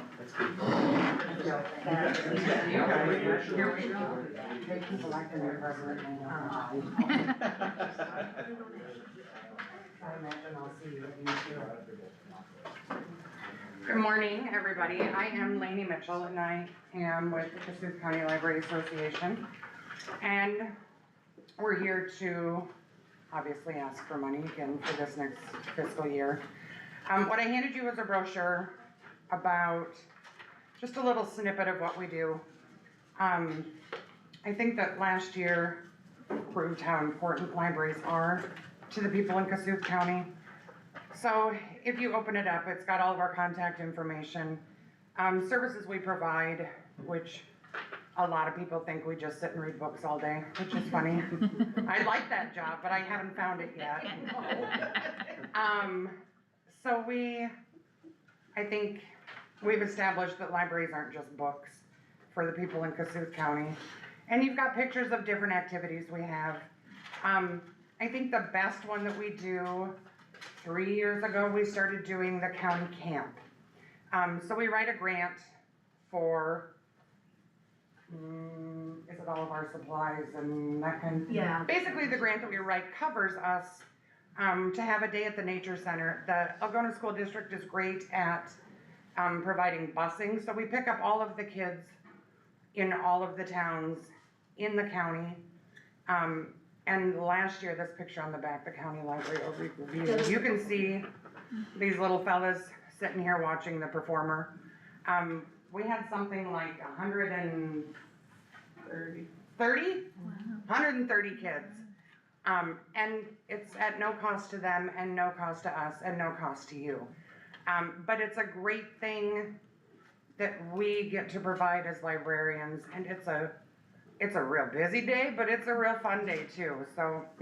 And we'd love to have you join us this summer. Yeah, we're always looking for volunteers to, take the kids on hikes with Billy Willie constantly throughout the day. Bring your bug spray. Yeah. Those bugs will carry you away out at the nature center. So last year on the back, you can see that our overview for 2023-24 for all of the libraries in Kossuth County, we checked out 118,967 items and downloaded ebooks, which I think all of our libraries have. And so really you don't even need to come to the library to check out a book. We had total 88,768 visitors walk through our doors, and 26,000 and change people use the Wi-Fi. Some of us have wireless hotspots that we check out to patrons that don't have internet at home, which seems silly, but there are a lot of people that do not have internet at their houses. And what we learned most over COVID is that not everybody has internet. And we don't want to single people out. Like we always say, oh, you can sit in the parking lot, you can sit outside and use the internet. Well, then all that does is everybody else in town says they don't have internet. Mm-hmm. So it's nice that they can come in, check out a hotspot, and go home and do their homework, we know that these kids get a computer when they start in kindergarten, and they need internet, which I don't know why internet isn't free like whatever else, but that's a whole nother session. So for funding this year, we're asking just for the same as last year. And I am going to give you a little light reading. Some of these you've already gotten. I don't know who wants them. If you get bored at night and feel like you need something to help you fall asleep and you're out of Ambien. So those are copies. Yeah, I'll write them to the new baby. Yes. If you need that baby to sleep, that's how you're gonna do it. Perfect. So those are our annual surveys. Every year the state library asks us to compile all of our data for the year. Usage, how many books we have in our libraries, how many books we took out of our libraries, how many programs we had, how many people attended, everything under the sun. And it's a lot of fun to do it. If you want to come do my next year, I'll let you. But that's just one of them. Every 3 years, we also have to do what's called an accreditation survey, which basically is that plus making sure that our buildings are handicap accessible for one, that they're usable for everybody. It's like a 3-week process of a tape measure in your library bathroom, and how far is the toilet paper roll from the floor, and how far is it from the toilet, and are your knobs turning or are they levers? And it's also a ton of fun, and I'll get you a copy of that if you want it too. So, we wanna thank you guys for reconsidering last year, and we'd like your consideration again for this year. Do you have any questions that these ladies can answer? I have a question about the hotspots. Absolutely. Are those free for the people that Yes. need them? They just check them out Yeah. and that's awesome. And all the libraries have them? Not all of us, we're working on it. Okay. That's awesome. I wasn't aware of that, And yeah. I wasn't either. Yeah, and all of us, I think during COVID, Wesley has never had a locked Wi-Fi, so you can always sit outside and use the Wi-Fi, and we get a lot of that. People before work, people that work third shift come, at 11 o'clock at night, whatever. So for everyone to get a wireless hotspot is one of those things we're working on. The technicality of it is a little, so to figure that out for some of our smaller ones is more difficult than say, Algona. So, but it's a great thing that we can do for them. Is that it? All right. How much was it last year? I didn't write it. The tech grant was 72,000 and the divided payment was 201,245. Thanks for having those numbers, cause I didn't. 201 what? 245. 245 plus the 72? Yep. Okay. And the tech grant, we all know that computers are expensive and that we all need them. But that also pays for, our downloadable books, our ebooks, internet, of course, anything technology related, which is a lot of it. But don't feel like books are dead. People still want books. It's not one or the other. Sometimes it's both. That's all I've got for you. Alright, thank you guys. Thank you. Thank you. Thank you. Alright, economic development, are you ready? Good morning. Good morning. That's a tough act to follow, but we're gonna do our best. Well, as I was listening to your presentation, it struck me that your mission is to educate children. Our mission is, once those children are grown, to employ them, to get them jobs, to get them businesses, to get them here, to stay here, to raise families. And Kossuth Economic Development, that's our mission. Good morning, my name is Sean Noonan. I'm the KCDC Board President and President and CEO of Farmer State Bank. I'd like to thank you for your time today, and I'd like to thank you for your past commitment to our organization, because we are here to build business, to employ people, to raise families, to grow our area. Because you are so efficient, we're a little ahead of schedule, but the president of the Palo Alto Economic Development, Tony Bregman, is gonna be here too, just as a sign of support between our two organizations, because we've worked very well together for a number of years. So I'm just gonna highlight that we've got several things that we've done and continue to do and grow. Some of those are business call visits. We talk to existing businesses, see what we can do to help them to grow their business and maybe attract business. Business survey, economic impact analysis, just to see what we're doing in the county, to generate business, exports, imports, retain and employ people, newsletter, community events, and website. We kind of announce things, not just business related, but things maybe going on at the library, or community events that can draw people in and show what a wonderful area it is to live. I'm a transplant from Illinois. I've been here 26 years, and I feel very blessed to live here. It's been wonderful. Been able to raise my family, make a living, and no better place on earth to live, in my opinion. So. And Sean, I've included all of that literature in all of the Board of Supervisors packets too, from the business survey, economic impact, and the newsletter. So you'll be able to have more reading material tonight. And the last thing I'd like to talk about in my part of the program is one of the things the key thing that KCDC fosters is communication between businesses, prospective employers, employees, employers. Just speaking for ourselves at the bank, through the efforts of sharing resumes and posting job opportunities, I've hired 2 very wonderful employees that were outside of the area that are now making Kossuth County their homes. So the communication that KCDC fosters, not only through emails, but talking with other businesses and attracting business to our area is vital. So your support is vital to us too. and we thank you for your past support, and we're here to respectfully request, as per our budget would say, $125,000 to continue our mission. Thank you. At this time, I'd like to introduce a colleague of mine, Aaron McCartan. He's gonna talk about the Kossuth County Revolving Loan Fund. And good morning, Supervisors. Good morning. So, thank you all for hearing us today. So, this one kind of a little bit personal. The Revolving Loan Fund went into effect in 2004 for small business development under KCEDC. One of my neighboring businesses in Titonga, where my business is located, one of my neighboring entities was actually saved and retained largely due to this revolving loan fund.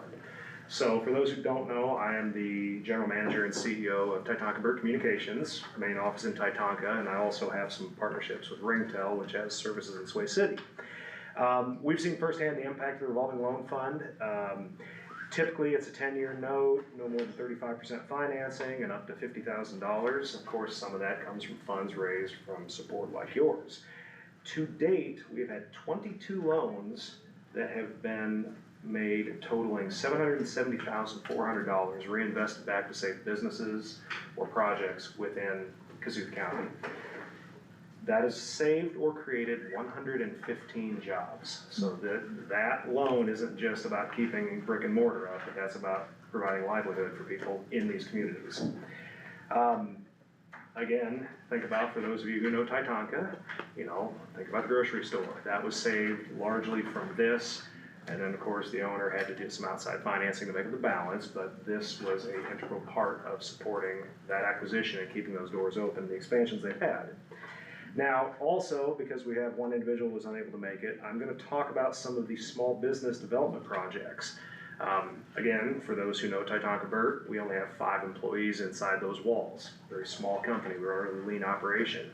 So when things come up, such as HR or resources, companies like mine can reach out to organizations like ours for HR support. Human resources networking has been huge. We have not participated yet, unlike my colleague, but we have the intern program. Interns, of course, with us, we'd be looking at IT, clerical, bookkeeping, accounting. However, for banks, there's a much wider role. So far, the intern program has hired over 257 interns out as permanent employees of Kossuth County. Again, grow the community, keep young people coming back in. The intern program has celebrated 25 years of existence since 2024. For me, I came in out of Pocahontas, a little bit smaller area, and of course this was my first time trying to manage and operate a business. They do have a leadership development series, a whole bunch of programs. They've had webcasts and programs. Well, I kind of fell into this role in economic development, and I had the technical side but not the business side. Some of those programs have benefited myself in developing a leadership strategy to run our company and keep our growth going. And then finally, of course, we do support for city clerks. We have city clerk meetings, resources to help, as you all have probably heard and seen. It gets a little hairy when you change out a city clerk. That's a very large, vast role. The support of KCEDC has been, great for building those networks and helping out the transition of clerks. So, I'm gonna hand this over. As you might know, we have a new economic development director, Mrs. Todd Ferris, and hand the floor to him to close it out. Thank you, Aaron. So, it's good to see you all again. And so, as you said, my name is Todd Ferris, if you didn't remember that part. And been at the helm here for a couple of months. And literally, really for a couple of weeks since Maureen just retired, as you would remember that. So, as I said, thank you for your time on this.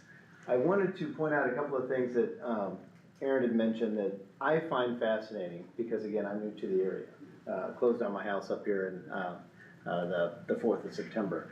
And one of the things that excites me, several things, as Aaron was just talking about, for example, the city clerks meeting. So our organization gets the city clerks together every quarter. And they have a speaker based on somebody that they have asked that would come and talk to them about training. Where I came from a county of 11 towns. So kind of similar to Kossuth County, of 13 towns, if I remember correctly. So the difference there is we didn't have city clerk meetings. So each of those city clerks were kind of on their own island. That's the way I look at it. They're trying to make trying to figure out how to do the paperwork, how to figure out how to do all the new things, and they might talk to each other, they might not. Up here, now, the city clerks get together, and as Aaron referred to, if there's a new one, we try to make sure they get to the city clerk meetings right away. So that way, they have a network of other clerks, so when they have a challenge, they can talk to the other clerks and say, well, what do you guys do with this? What do you guys do with a nuisance property, or somebody having this issue? They talk to each other now, which is wonderful. Something else along those same lines is the HR committee. And something I witnessed, I found fascinating. The co-chairs of the HR group got together to plan this next year of who are they wanting to have come in and speak about issues that they're dealing with among employers, you know, in their employment locations. Just an offhand, out of the blue little question that came from one HR person of one company, asked the HR person of another company and said, and I'm gonna make up a name, hey, did Bob Jones end up reaching out to you? Made up the name. And she said, oh my gosh, yes, we hired him. Here's the backstory. Bob Jones, fictional person, real person, fictional name, had interviewed with the first HR person. She thought he'd be a great employee, but it wasn't probably gonna be the right fit for him. Their company wasn't gonna be the right fit for him. He would have been great, but he probably would have been frustrated, and they probably wouldn't have kept him long-term, or he wouldn't have stayed. She suggested that he contact this other company in our county. She contacted the HR person, said, hey, I just interviewed Bob Jones. I think he'd be really good for you guys.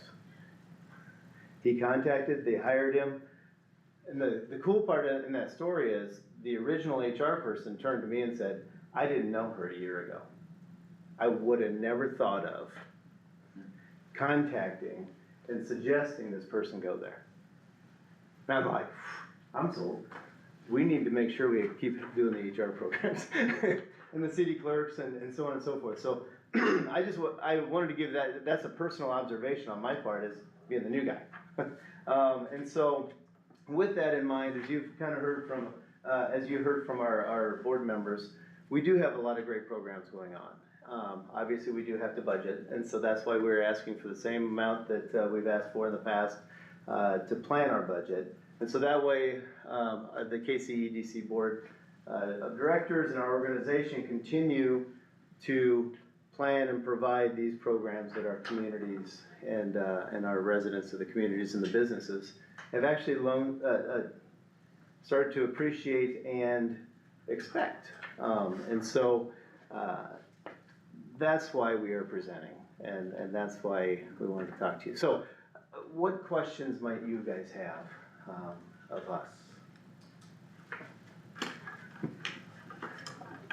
Any questions? Covered it well. Yeah. Okay. How much you got left in the economic development fund, do you know?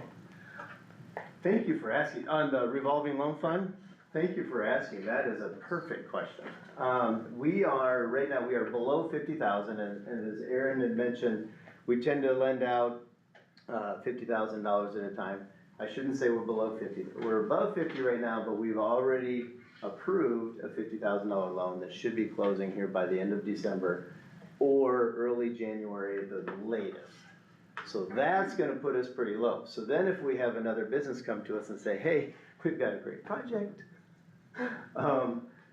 could we borrow $50,000? We're gonna have to say, not yet. We might be able to do 30, you know, or whatever. And so because of that, I just submitted to the USDA last week, right before Thanksgiving, a new grant application for another $50,000 from the USDA to add to our fund. We won't know. The grant application is actually due the end of February, so we won't know until probably June or July if we've been successful in that. But we are below 50,000 right now, which, yeah, if somebody only needed 25 or 30, great, we can help. But if we have more, and we do have some momentum and people asking, and so we are working on building it. So is that's a longer answer than a number, but hopefully that makes sense. Well, you're making good use of the money. Yes, yeah, having good success, people are very appreciative and, you know, and along the same lines, we have funds in both counties, loan funds in both counties, and so it's great that we just closed a loan last week over in Palo Alto County. And you know what I mean, so it's working in both areas as a two-county organization, it's. The really great news is they're paying it back too. Yes. That's important. Yes. From a banker. Exactly. And, you know, and Make good loans? Every loan's a good one from the start, you know? Yeah, yes, exactly. So, but yeah, thank you for asking that, the nice thing is, yeah, we're not just sitting on a pile of money and nobody's asking. You know, there are good things going on and we are having meetings, we're having another meeting this week on another project, that may happen in the downtown area, you know, it's just good things coming along. But with that one, we've already kind of said, yeah, probably won't have money for them. We'll have to help them find funding elsewhere in other ways, so. City clerks, I think, really appreciate it. That's been one of the best things you've ever done. Well, appreciate hearing that. And the county auditor. He does too. It's very helpful, like communication is great and it is very appreciated. Oh, wonderful. Thank you for saying that. Thank you. Todd, if I may, I just had to clarify the numbers with Linda, but we currently have 5 revolving loans out and being serviced back into the fund. So there's currently 5 active projects with another pledged, so.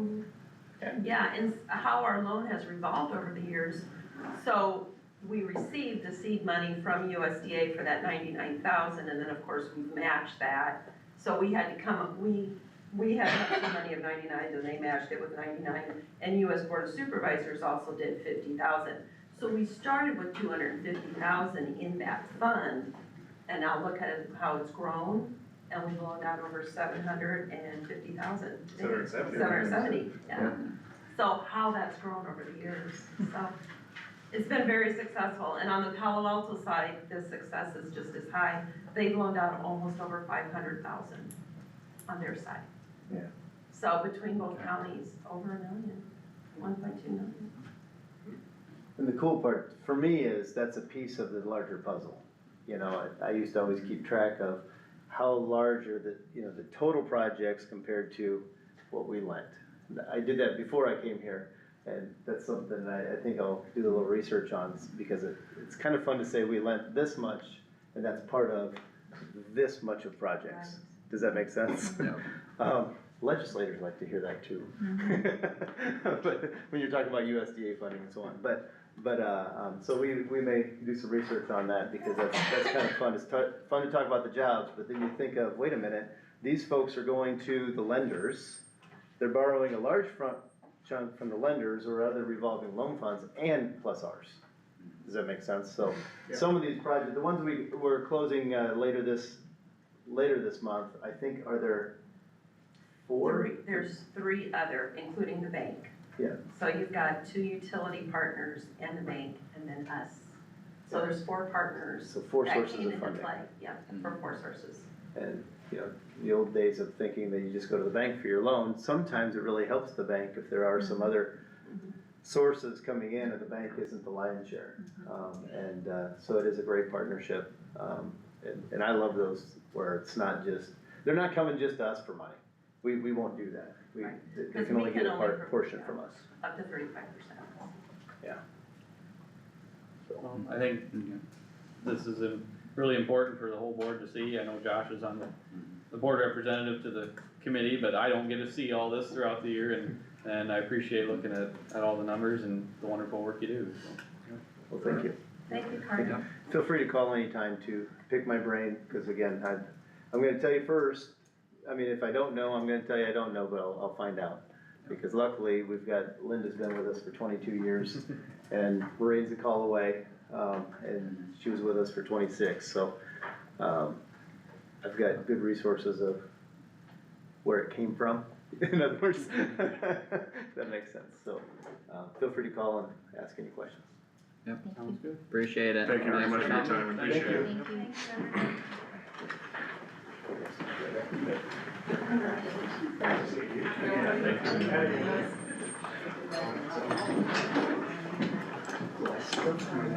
Yes, sorry. Even with all that. Well, I caught up. I know. That's why, how are you? Good, how are you? Thank you. See ya. Good, how are you? Alright.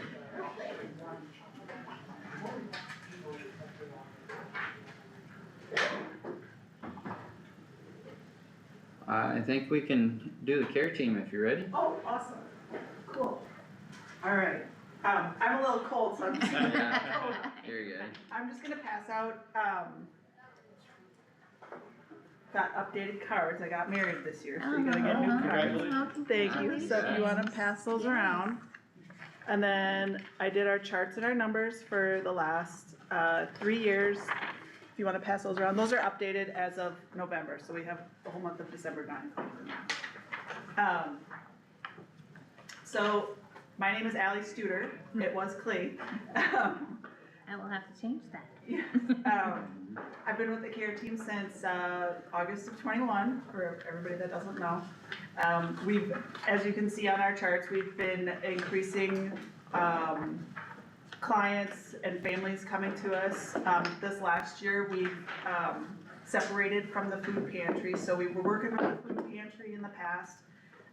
And this year they're kind of a separate entity, but we're still like best friends with them, but we don't supply the vouchers or anything to them. So we were hoping we were hoping like we'd quiet down a little bit in this shop so we could focus on other things, but we're still as busy as ever. As many of you know, the care team is a free facility. We rely on donations. So people come to us for clothing, furniture, household items, anything they would need for general life, and it's all free. It's all donated from the community. So anything that we need above that, we need actual monetary donations. And those are very generous from the community, obviously, but this past year, we've lost half of our space in our building. The landlord took it back, so we were hoping to start an after-school program a couple times a month to try to get kids to kind of find a safer space. We were hoping to start that, but we lost that space we were gonna use for the after-school program. So we're gonna have to probably look into maybe using the library or utilizing funds to rent out a space and get supplies for the after-school programs. Christmas, we've had to buy, with adoptive family ending in November, the sign up for that. A lot of families did not get in an adoptive family this year, so they're seeking gifts from us. So we've had to use funding to go buy gifts to supply for families for Christmas.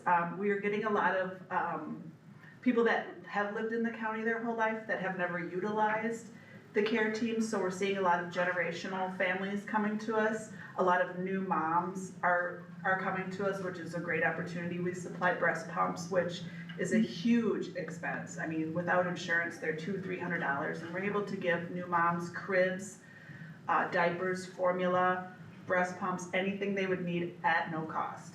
So we are a huge asset to the community, especially to new moms, because I mean, I've been a new mom and I've had nothing, and I would have loved to have the care team when I had my kids, but I was working 3 jobs just to pay for a crib. So since I've taken it over, it's been just an amazing experience getting to know the community and watching it grow, and just seeing how, just by utilizing our Facebook page and getting the social media out there, just how wonderful our community is, and supplying donations and help whenever we need it. We had our Tacos for Tots fundraiser last night at the Methodist Church, and it was a free will donation this year and last year. And the donations from that we used to buy Algona bucks from the chamber, and then we mail them out to families before Christmas so they can get groceries or, you know, anything they need for the holiday season, so we don't get that money back as well. I know last year we requested 14,000. I would like to request 15,000 just to kind of go up a little bit. I know things are tough, but I'm keeping my fingers crossed, because we are gonna have a little bit more expenses here with losing that space and wanting to start an after-school program, for kids hopefully. Does anybody have any questions?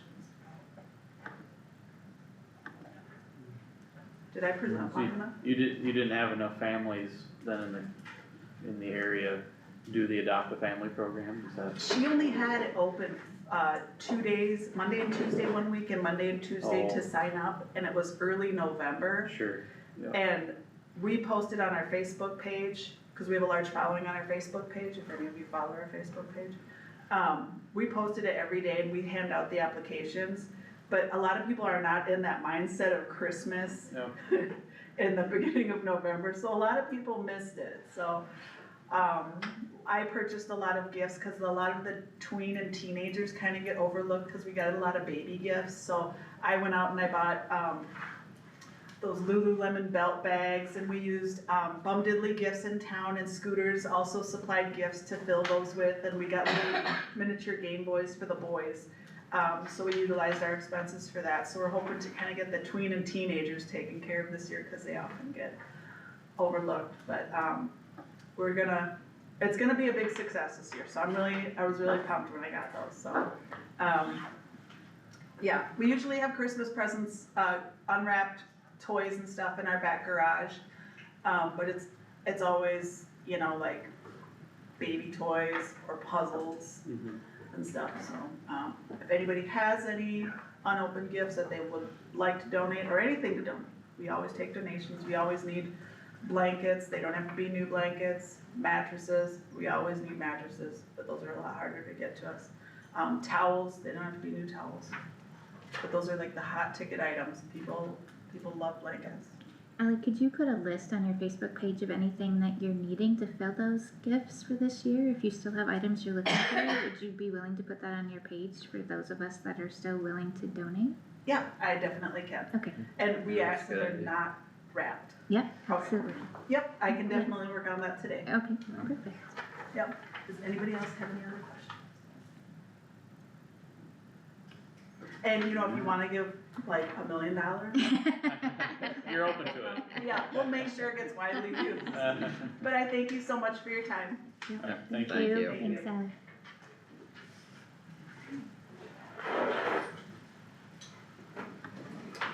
Next up is the chamber for Algona. Good morning. Good I'm morning. Vicki Peterson. I am the new executive director over at the chamber. Vicki is dealing with some diverticulitis. So she was unable to make it. She was, Friday, she spent the day in the ER. So yeah, she's just kind of battling through that. So it's just me today. But yeah, we do request that $800 amount every year to kind of just get straight to that point. We do request that $800, $500 of it goes towards the Western Iowa Tourism membership. And then the $300, the other $300 goes towards Algona tourism expense. So I do have these sheets for you. Let's see. It just kind of shows from the Western Iowa Tourism what our visitor expenses are, to kind of just show the importance of having that membership towards Western Iowa Tourism. I'll have you pass those out, thanks Tammy. So a visitor is someone that either lodges in Kossuth County or travels 50 miles in is what Western Iowa Tourism's visitor is. And it just shows those dollars that are coming in through 2023 and that importance. So that membership gives us the ability to, they have a website that we can market on, so communities in Kossuth County can utilize that. The chamber utilizes that membership heavily with their magazine. So we have an ad in that magazine, and then we also partner with the Nativity Scene, POW Museum, Historical Museum, some other attractions in Algona specifically to highlight what we have here in the county.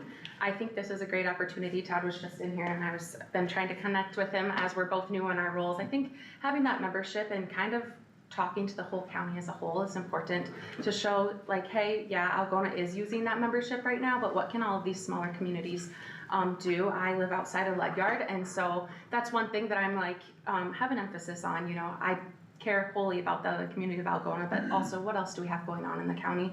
And I think using this membership for that $500 is something that is really important. If Todd and I were able to partner up and kind of talk to all of them about the importance of that. And then the tourism dollars we use here at the chamber would be our like last call before fall is a big tourism band day, founders day, those sort of things that we can utilize that extra $300 each year for, whether it's newspaper ads pushing out further than our 50-mile radius. Social media is huge, one of my main targets in this next coming year. So yeah, that was short and sweet. So, but that is what I have. Do you guys have any questions on any of that information? Or on that sheet, I do have one myself that I can look at, and then I'll hand this to you too. It kind of just specifies, that's an Iowa whole. It's a 10-page pamphlet, so I'm sure you guys don't all want to take the time to look through that right now, but it does have some really interesting facts about what Western Iowa tourism is doing for the state, so. Appreciate that. Yeah. Do you have this in PDF? Yeah, I do. I can If you email wanna it. email it. Yep, that'd I be sure great. can. I'll do that when I get back to office.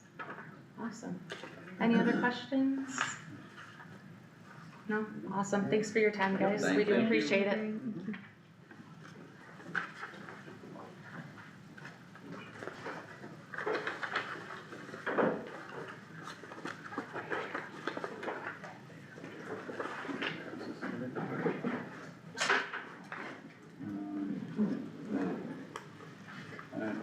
Now we're waiting.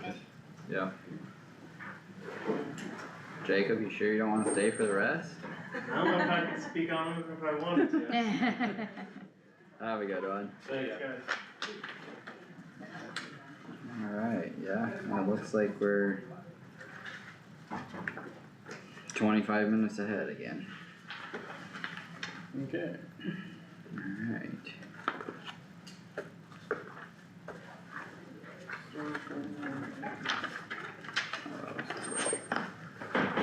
Could have Luke come in if he's the one presenting for soil and water. Ooh, yeah. I can go see We if could he's, get- County law library, anything last yeah. They, The- yeah. It was either last year or 2 the- years ago. 2 years they ago, didn't they want anything. at 0. Yeah. The law library got 1,500 last Right. year. Okay.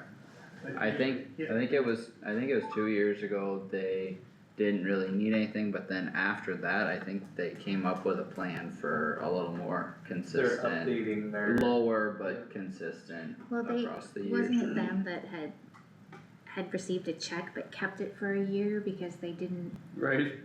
know what to, they were working on a plan but hadn't Yeah, completed it, so they kept it, so they had that left over too, yeah, so. that was part of it. Okay. What was the dollar amount for the libraries again? Oh. It was, I got it. For $245,000 and then. No, $201,245. Oh. Okay, I bombed that. Okay, 201. 245, Okay, and then 72,000 for the tech grant. perfect, thank you. Yes, I'll go see if Luke is available. Got the rest of your notes caught up on? Yep, There you go. I didn't think I heard that one right.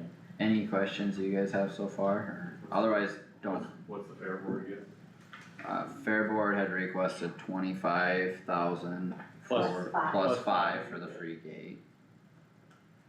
And they still have to provide proof of, you know, Matching fundraising fund. for Yeah, they the match free it. gate and things for matching. Yeah. Yeah. Yep. Which I think the numbers are bigger because of that free gate. Oh, absolutely. Yeah. Yeah.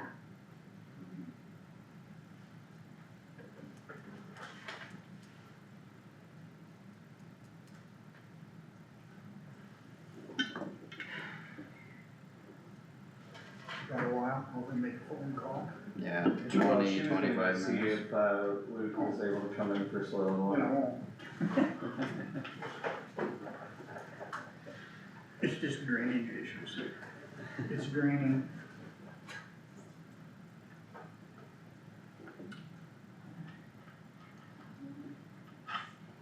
Well, if it's raining, there isn't an issue. Just one of Luke those. is not presenting for soil and Oh. water, somebody else Oh, is. I think Nancy's coming in for Yeah, that. somebody It's else draining is. on, now fast. Yeah, that's true, okay.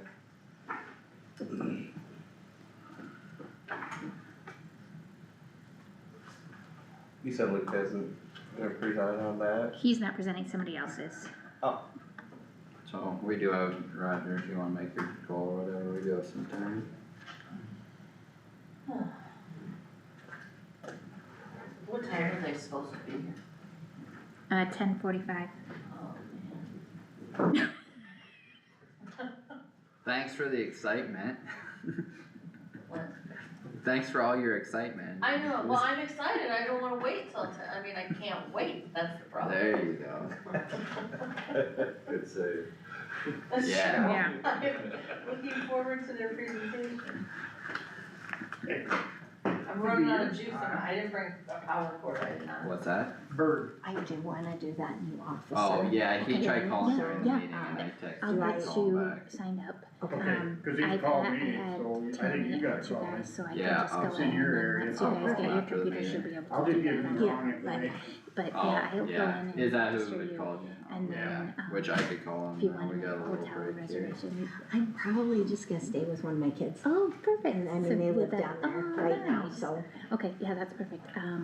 So I will, get you registered, maybe we can do it here shortly, I'll have to go to my other computer, but, and then, do you want me just to do the confirmation to the, The Hearing center email? I catch it better on that Okay, one than my okay, phone. yeah, okay, I'll do that then. I will just have them send the confirmation to that, and then I'll get the invoice paid.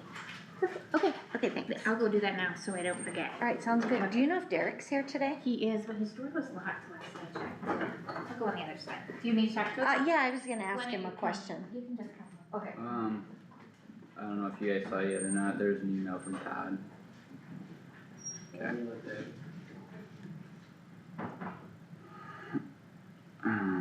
I don't think that we did anything wrong on that one. There was a discussion point.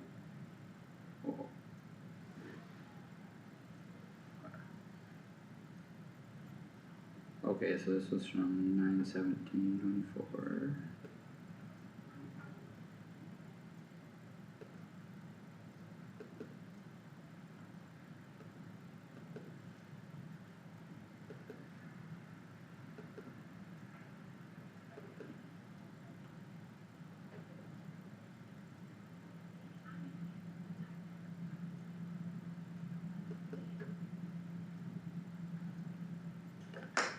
I don't even see what he's alleging in there.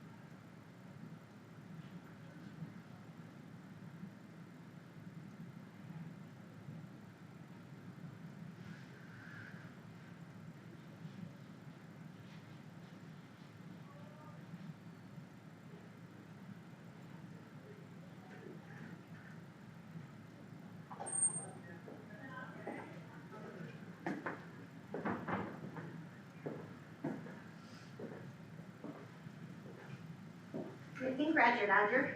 I think Joe's too bored, he turned us in again for an open meetings law violation. Who did? Joe. What'd you guys do this time? We had a meeting, You had a meeting and and everything's illegal according to him. what we did is, we were getting so many complaints about drainage assessments on like drain 80. We didn't do any repairs, it's all legal fees. So you're explaining to 140 people that what it is, instead of doing that, we're mailing letters. Oh, okay. It's a violation to him. Well, it seems like a good way to communicate with the public. How else do you do it? Right, because not everybody looks at the agenda, not everybody comes to the meetings. Not and then, everybody you know, reads the paper. Yep, So- so we just decided to send letters out. He said we violated our open meetings law by not having it as a discussion point before we did it. But it's drainage, and in drainage, you can send assessments out, or proposal for assessments out, I'll have it on the agenda. The laws are different for drainage than what they are for. Yeah.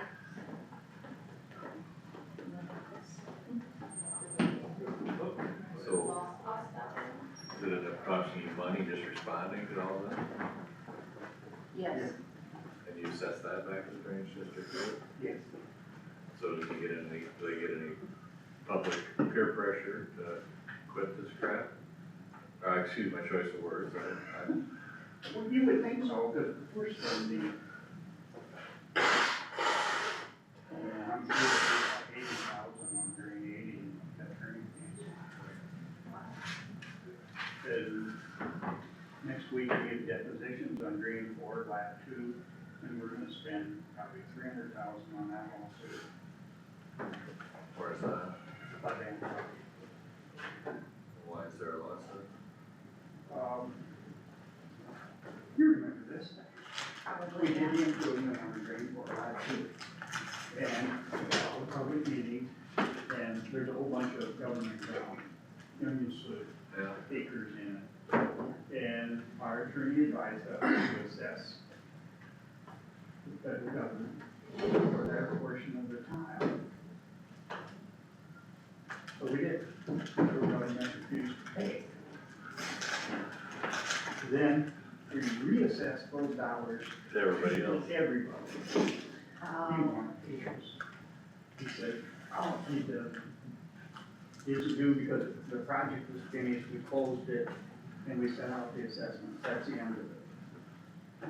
We have it in the meeting that if, Don Drager said in the minutes, that if the federal government doesn't pay it, we'll have to assess the members of the district. He failed to read that. so the federal government does not have to pay that? I mean, the federal government has money. If they use the district, they drain in it, but they will not pay for any drainage assessments. This obviously, isn't that ground actually in the slough, it's ground outside the slough?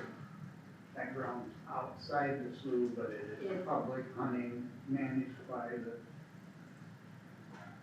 Department of Interior. Yeah, and evidently there's benefit to that area, and they're in that district. So they have holding ponds and they use our tile, the district tile, to regulate their ponds.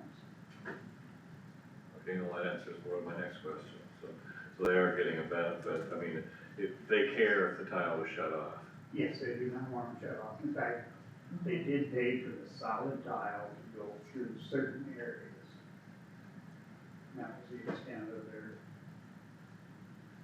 So who at the federal government makes the decision that they're not gonna pay? God only knows. yeah, it's kind of like a railroad, they don't pay either. The only time I got the railroad, one time we had, Bud Burke, we had an assessment where we did a repair next to the railroad. And I told Mark to send it in with, or Nick, to send it in with taxes. Accidentally paid it? They accidentally paid it. It was kind of ornery, but I thought it was kinda funny in the end. Once in a while, you get a little bitty win that makes you happy. Well, I don't anymore, but it's not like golf, right? It's an exercise of frustration, but once in a while, you know. Once in a while, you get dirtier, and you go, oh boy, I don't want to do it now. Yeah.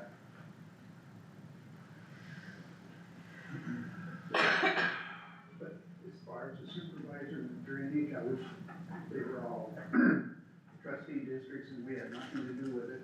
Well, I think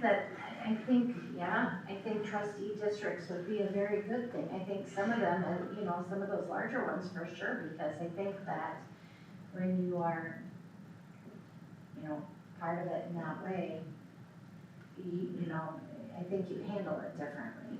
This is a question for everybody, how much,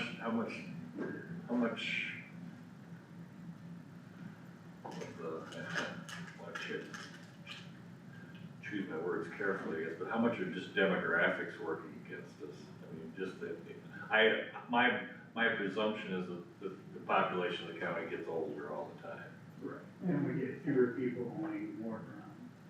And the problem with trustee districts is they tend to not do maintenance. Now, they don't do improvements because it's. Well, it's harder to spend your neighbor's money, Right. probably, It is. than for the supervisors who see it as a need, and then you can see that. Yeah. It would be harder. I don't know if it's any harder, you're just gonna feel it more, I mean, you just. Right. Well, it's easier to keep playing on uninterested parties than somebody that's interested. Yeah.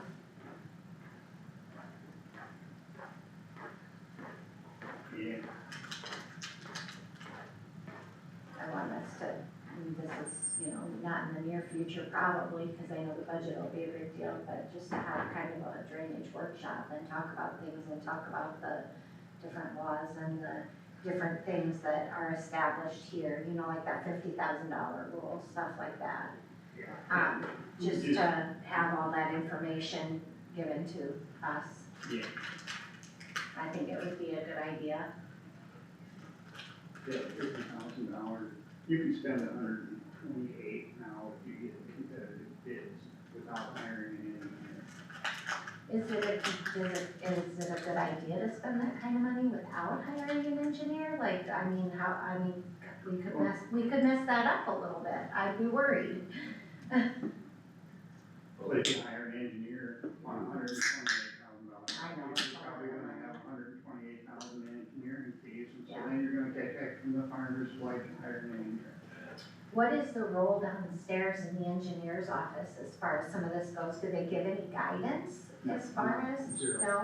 No? Okay. They don't have anything to do with drainage and those. Just the repairs, right? The secondary road that goes out and does some of them, don't they? They don't really anymore? Okay. Sometime I'll visit with you about that. Yeah, cause, you know, They should. it would be nice to have someone maybe in that role a little bit. I don't know, it's just a thought I've had, but Some counties do. to have assistance, since our county has so much drainage. I mean, ours is just huge. Yeah. There's so much. Yeah. I don't know if you, they were at about 150 repair requests this year. I hear you, I didn't know what the number related to, but I hear you had 140, so. And, well, Kyle and I get 80%. Yeah. I understand why I'm not gonna get any, and why Josh probably doesn't have many at best, but how come, Drainage districts were formed. how come Carter doesn't have about a third of them? They don't have as many drainage districts in the south part of town because you got natural flow. Yeah, Then you got more natural creeks. yeah, And we got all dredge ditches and man-made yeah, okay. in the north part of the county. North end of the county was a slough. Yeah, it's a perfectly acceptable answer, I'm Yeah. slow a little bit, I understand. Yeah. I have two of the farms I farm are in drainage districts, but the other, whatever it is, 6 or 7 are not, you know, they did, other Smith Lake, Black Cat Creek, the Des Moines River. Yeah. We don't have very many trustee districts, do we? Did we have like 4 before? Is that what it still We still is? got 4. We got 4 yet because we got 1 or 2 turned back into the county up north. Oh, really? Yeah, and then 2 of them down by me decided to be trustee districts. Sure. Oh. Okay, well, That's great, right? that's okay, but, yeah. Yeah.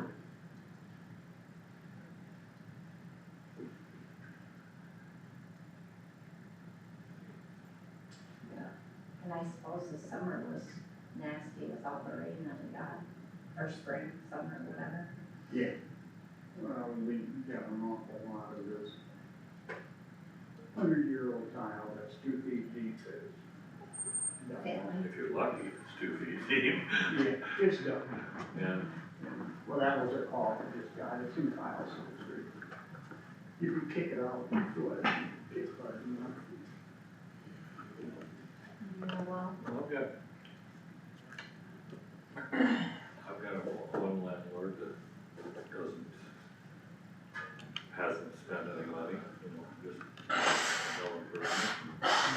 And it's a private domain, private style that's horribly undersized. We started tiling again this fall. And then, well, the day I got cold, started one out of the town machine. It's still setting. And there's been a lot of Huh, time. it must be that outlet. Places, there's Oh. a lot of tile on there, a lot of bad tile. It sounded like it had juice. My son said, when you're not supervisor anymore. you- Now it works, that outlet works with Carter's charger, but not with mine. We can do more.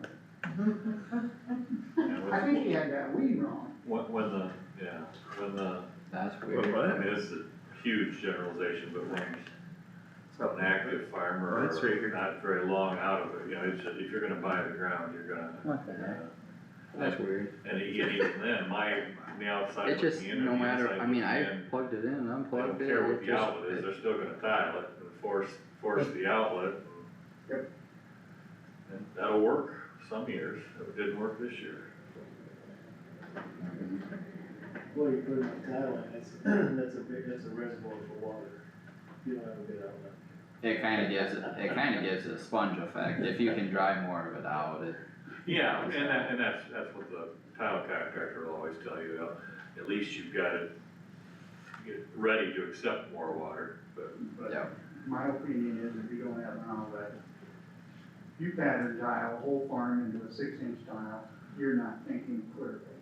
Well, I suppose without being, I suppose they're thinking that they're gonna convince the neighbors that they gotta do something, so.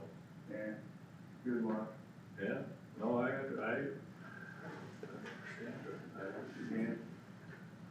it, And we've kept up with dredge ditches in this county, keeping them clean and straight.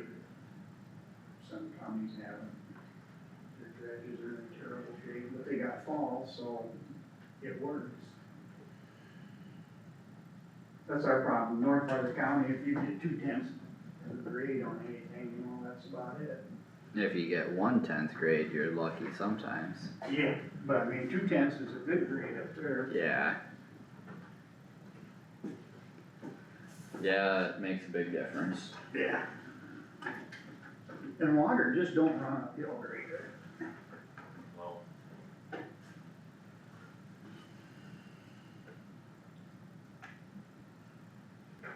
Initial figure 1045, I think we will do it over there.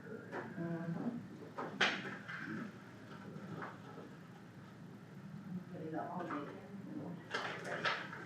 Fairly out of range. Did you make Blake happy? I didn't call him, I went and talked to Todd. Oh, about that? Yeah.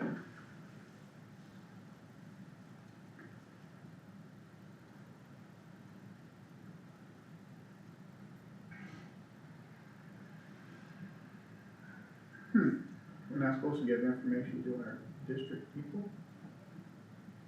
What? Oh, yeah, I guess not. I'll talk about it when we get everybody back here together. Huh.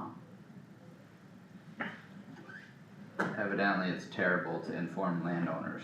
more than is required by law.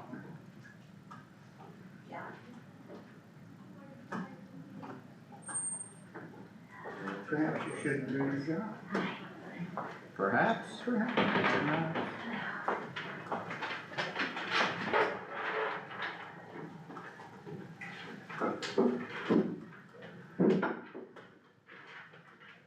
They brought a lot of reinforcements, Kyle, it must be serious. Must be.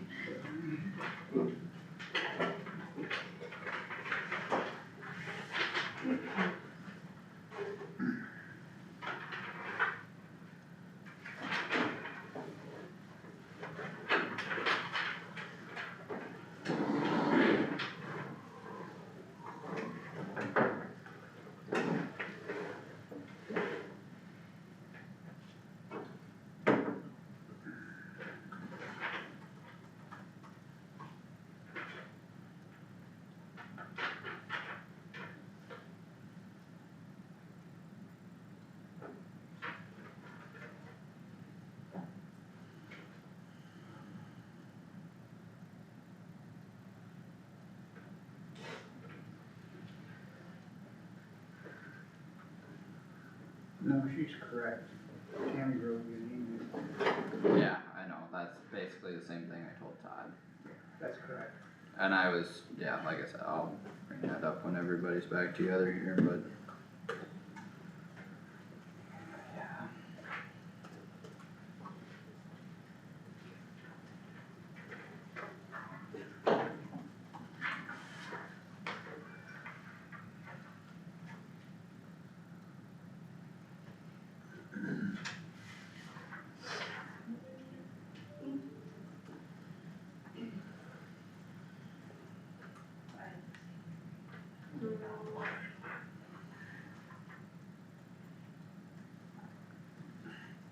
Did you get the email from Sky Olson?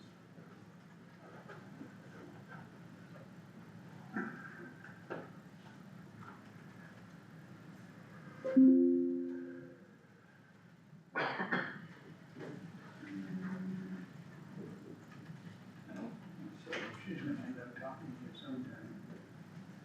I did, that's probably, I think I did talk to her on the phone. They ain't gonna be in mine or Jack's domain anymore. Yeah, cause I told her that we had talked about it and we were not gonna talk about it anymore the rest of this year. Okay.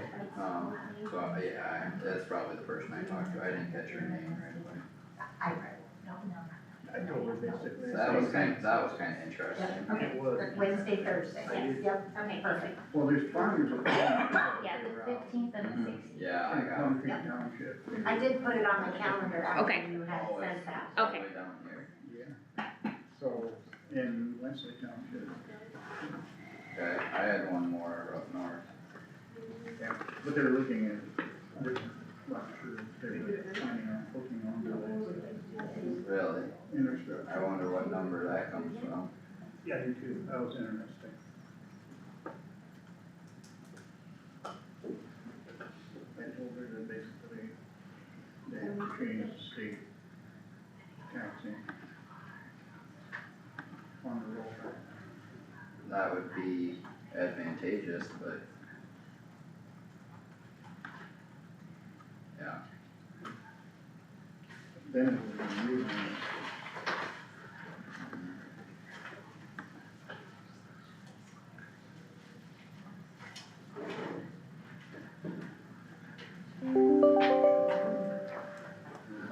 I don't know nothing about. Why don't we wait, what is the process, like they're submitting their funding requests now, will there be other groups present requests, or is this it? This is pretty much it, yep. Unless somebody is unable to be here today and then they have to reschedule, but so far everybody's Okay. showing up. And then, when the board is going through their budget workshops, then they will discuss the items and make a decision on the amount that they get then. Budget workshops are expected to start in January. Probably, they haven't set a date yet, but more than likely January. Or the end of December. When Unless did they the- decide something hospitals, When do our new friends when do they take off? January 2nd. January 2nd, alright. Alright, thanks again. Yep.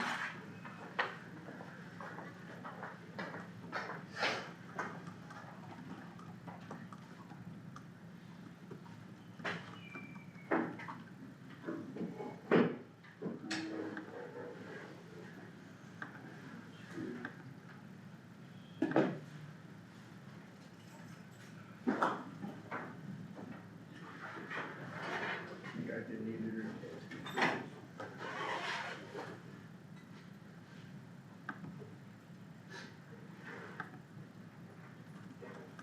I'm pretty sure that's where I talked to. There was two different ones that called. I deleted the other one. The wind turbines in Palo Alto County are gonna have to go into Kossuth County to put some wires in. Okay, cause I got all about that just yesterday, I said, just go to the county engineer and but they're just looking for wires. just wire, they're gonna pass under some county roads and they're not going in the county right away, as I understood it, but they still gotta go They to gotta the get- engineer, they gotta but it's not us. Yeah, and crossing for the Where are they going? west side of the county. Yeah. Where do they have to connect Or to? why do they have to come into? Do they gotta connect to one of the distribution lines? Not in Kossuth County, he told me, but they had to run in Kossuth County to get. I assumed it was going from north to south, is what I got the assumption from talking to them. And then back into Palo Alto. Who's it? That was well, I got called from the landowner that his, one of the farms he also rents, he owns some, but he also rents some. And his landlord for the farm he rents has been hounded by him several times about this line. But, no, I don't know, I don't know much about it. It's not, it's out of our control.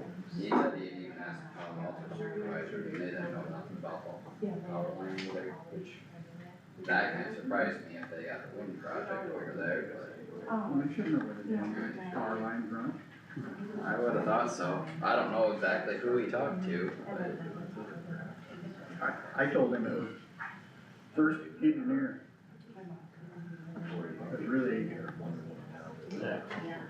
What are you gonna do about it? Yeah. it doesn't come underneath our ordinance. no, both the power lines wouldn't. Alright. I think, are we? No, we're behind. No, but I think we're ready to get, no, I closed on my. Yeah, so is everyone ready for crisis intervention? Yep. Alright, I think we are ready for you. Come up.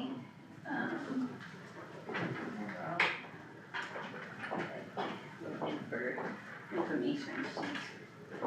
Chat one if you wanna pass them down.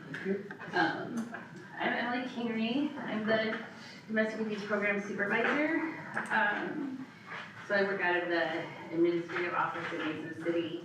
I brought with our local advocates, Sharon and Jordan Stroll. She just had a name change, so that one didn't wanna say it wrong. So they'll speak a little bit about what they do, and I'll just give some in general information about our agency. We do work specifically with victims of some sort of violence, so whether that be domestic abuse, sexual assault, survivors of homicide victims, and then just other violent crimes, so like harassment, robbery, those types of things. We're the only agency that provides the services that we do.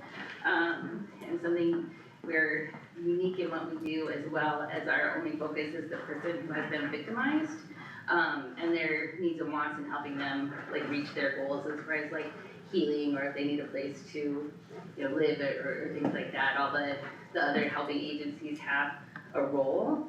So like the police, they are to investigate and charge people with crimes.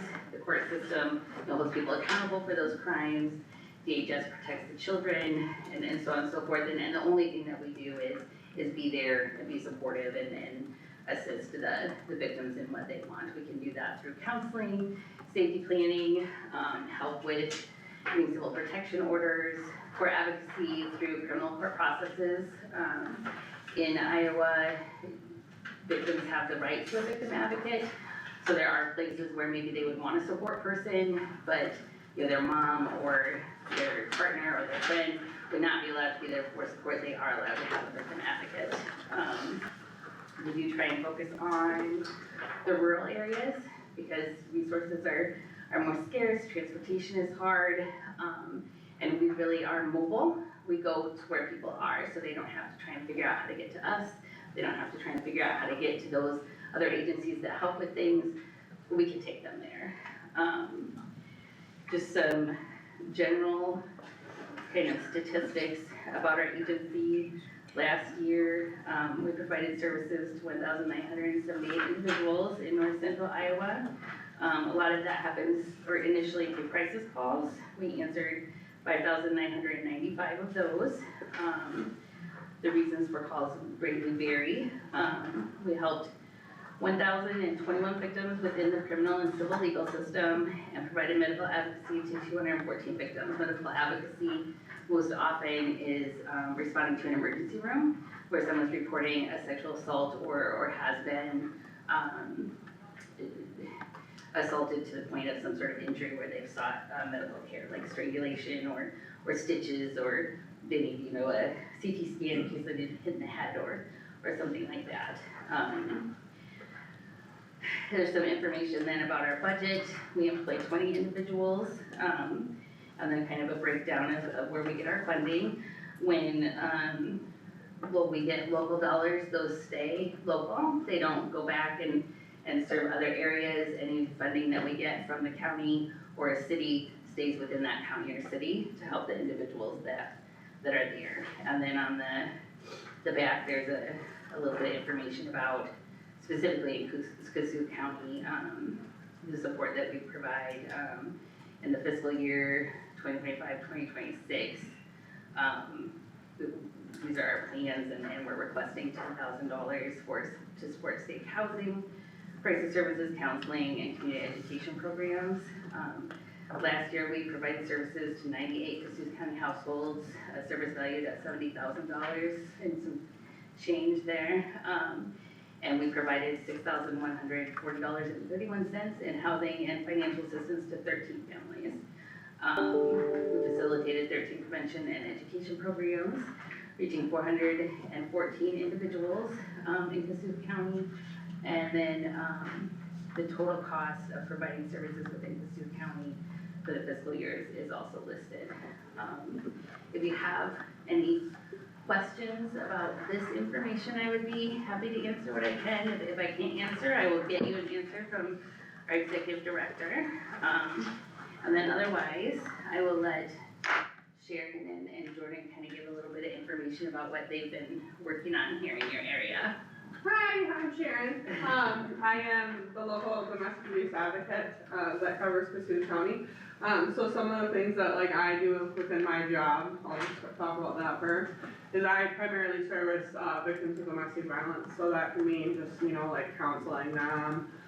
Sometimes they just call me and they want to go back to their abuser, but they don't want to go back to their abuser, and they want me to remind them why they shouldn't. And, we process through that.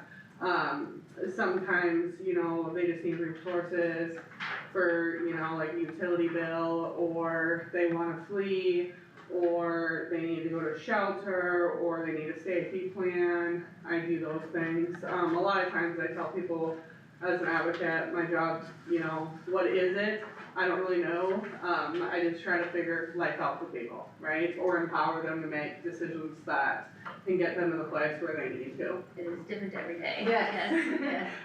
Some of the things that I've done in the past year within Kossuth County is building relationships with community agencies, raising awareness and supporting survivors of domestic violence. One of the things that I'm most proud of since I started at Crisis about 2 years ago is I have successfully held a support group in Kossuth County, so where victims of domestic violence come to my office, and we do, you know, array of things. Sometimes we meditate, we check in, sometimes we've worked through, books, right, or trauma books. Lately, we've been kind of doing some like do-it-yourself holiday crafts, or we just sit and we just talk, and other victims, you know, they can kind of, talk with each other. So this year for October, as October is Domestic Violence Awareness Month, I had worked with the library, and I had set up a display of information and some resources for our community members, so they could come to the library and they could see the board. Last year I collaborated with Sheriff's Department, the law enforcement, the University Extension Outreach, Prairie Ridge, and Mary Beth at Behavioral Health. And I had brought the Remembrance Tree to Algona, so essentially that's a tree that has like the ribbons to represent victims of homicide from domestic violence, and I had moved it around Algona every week. I also presented to the Kiwanis Club that month last year, just talking about our services.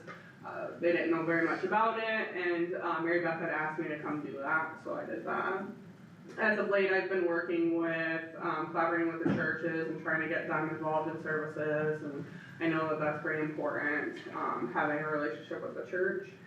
I also I collaborate with the law enforcement and sheriff's department and send them in quite often to help service victims of domestic violence and help them navigate through the court system. So, anyways, I also work with the schools quite often, so that is probably my favorite part of the job. I work closely with the counselors in the school, and I come present to the kiddos, right? And so, I could work every day with victims of domestic violence, and I do. However, my favorite part of the job is working with the kids, because if I'm going to stop violence, it's probably gonna start with the kids. And educating them and then coming out into the community, so outreach is a huge part of my job. That's all I have.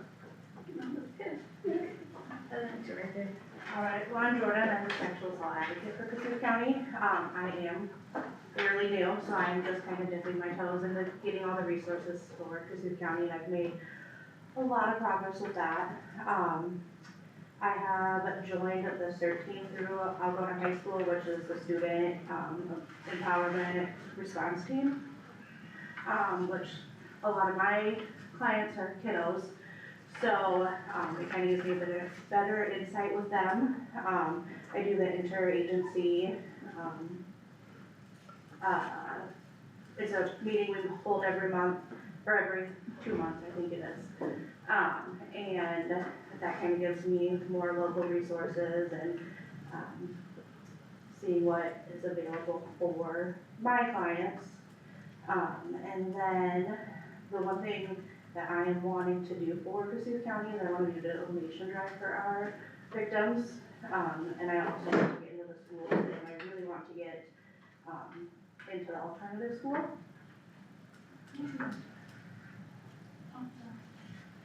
Does anybody have any questions immediately? I missed what she said. What kind of drive was she? Oh, Donation. A donation Oh, drive, donation sorry. drive. Yeah. Sorry, no, I you're just okay. couldn't hear, so thank you.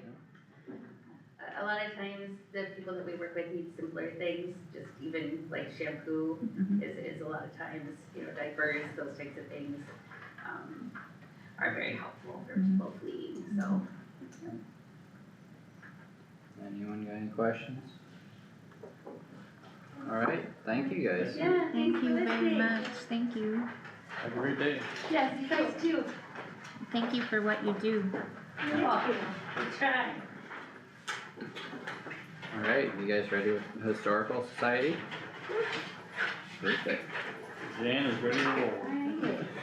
I'm telling you, this is not a bribe. This is some leftovers from our bake sale last night, so you can help yourself to that. It's not a bribe, I wanna make it clear. Okay, so, as you can see, you're requesting $7,000 for operating expenses. Have you guys got a copy of this? Okay. Yeah. And so, And pretty much our budget seems like it's the same as what it was like last year, and stuff is pretty close to the same.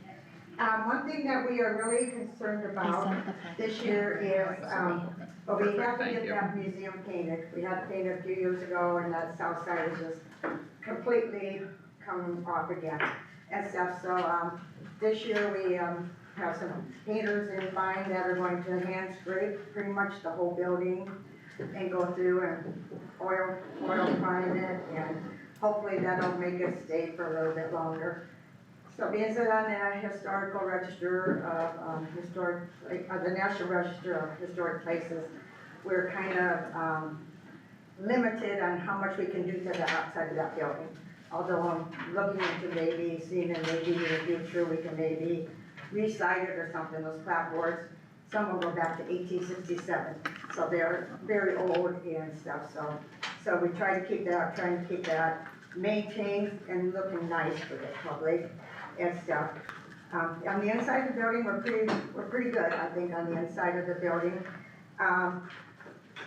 The other thing we are concerned about is in next summer, the city's planning on redoing that parking lot in the back.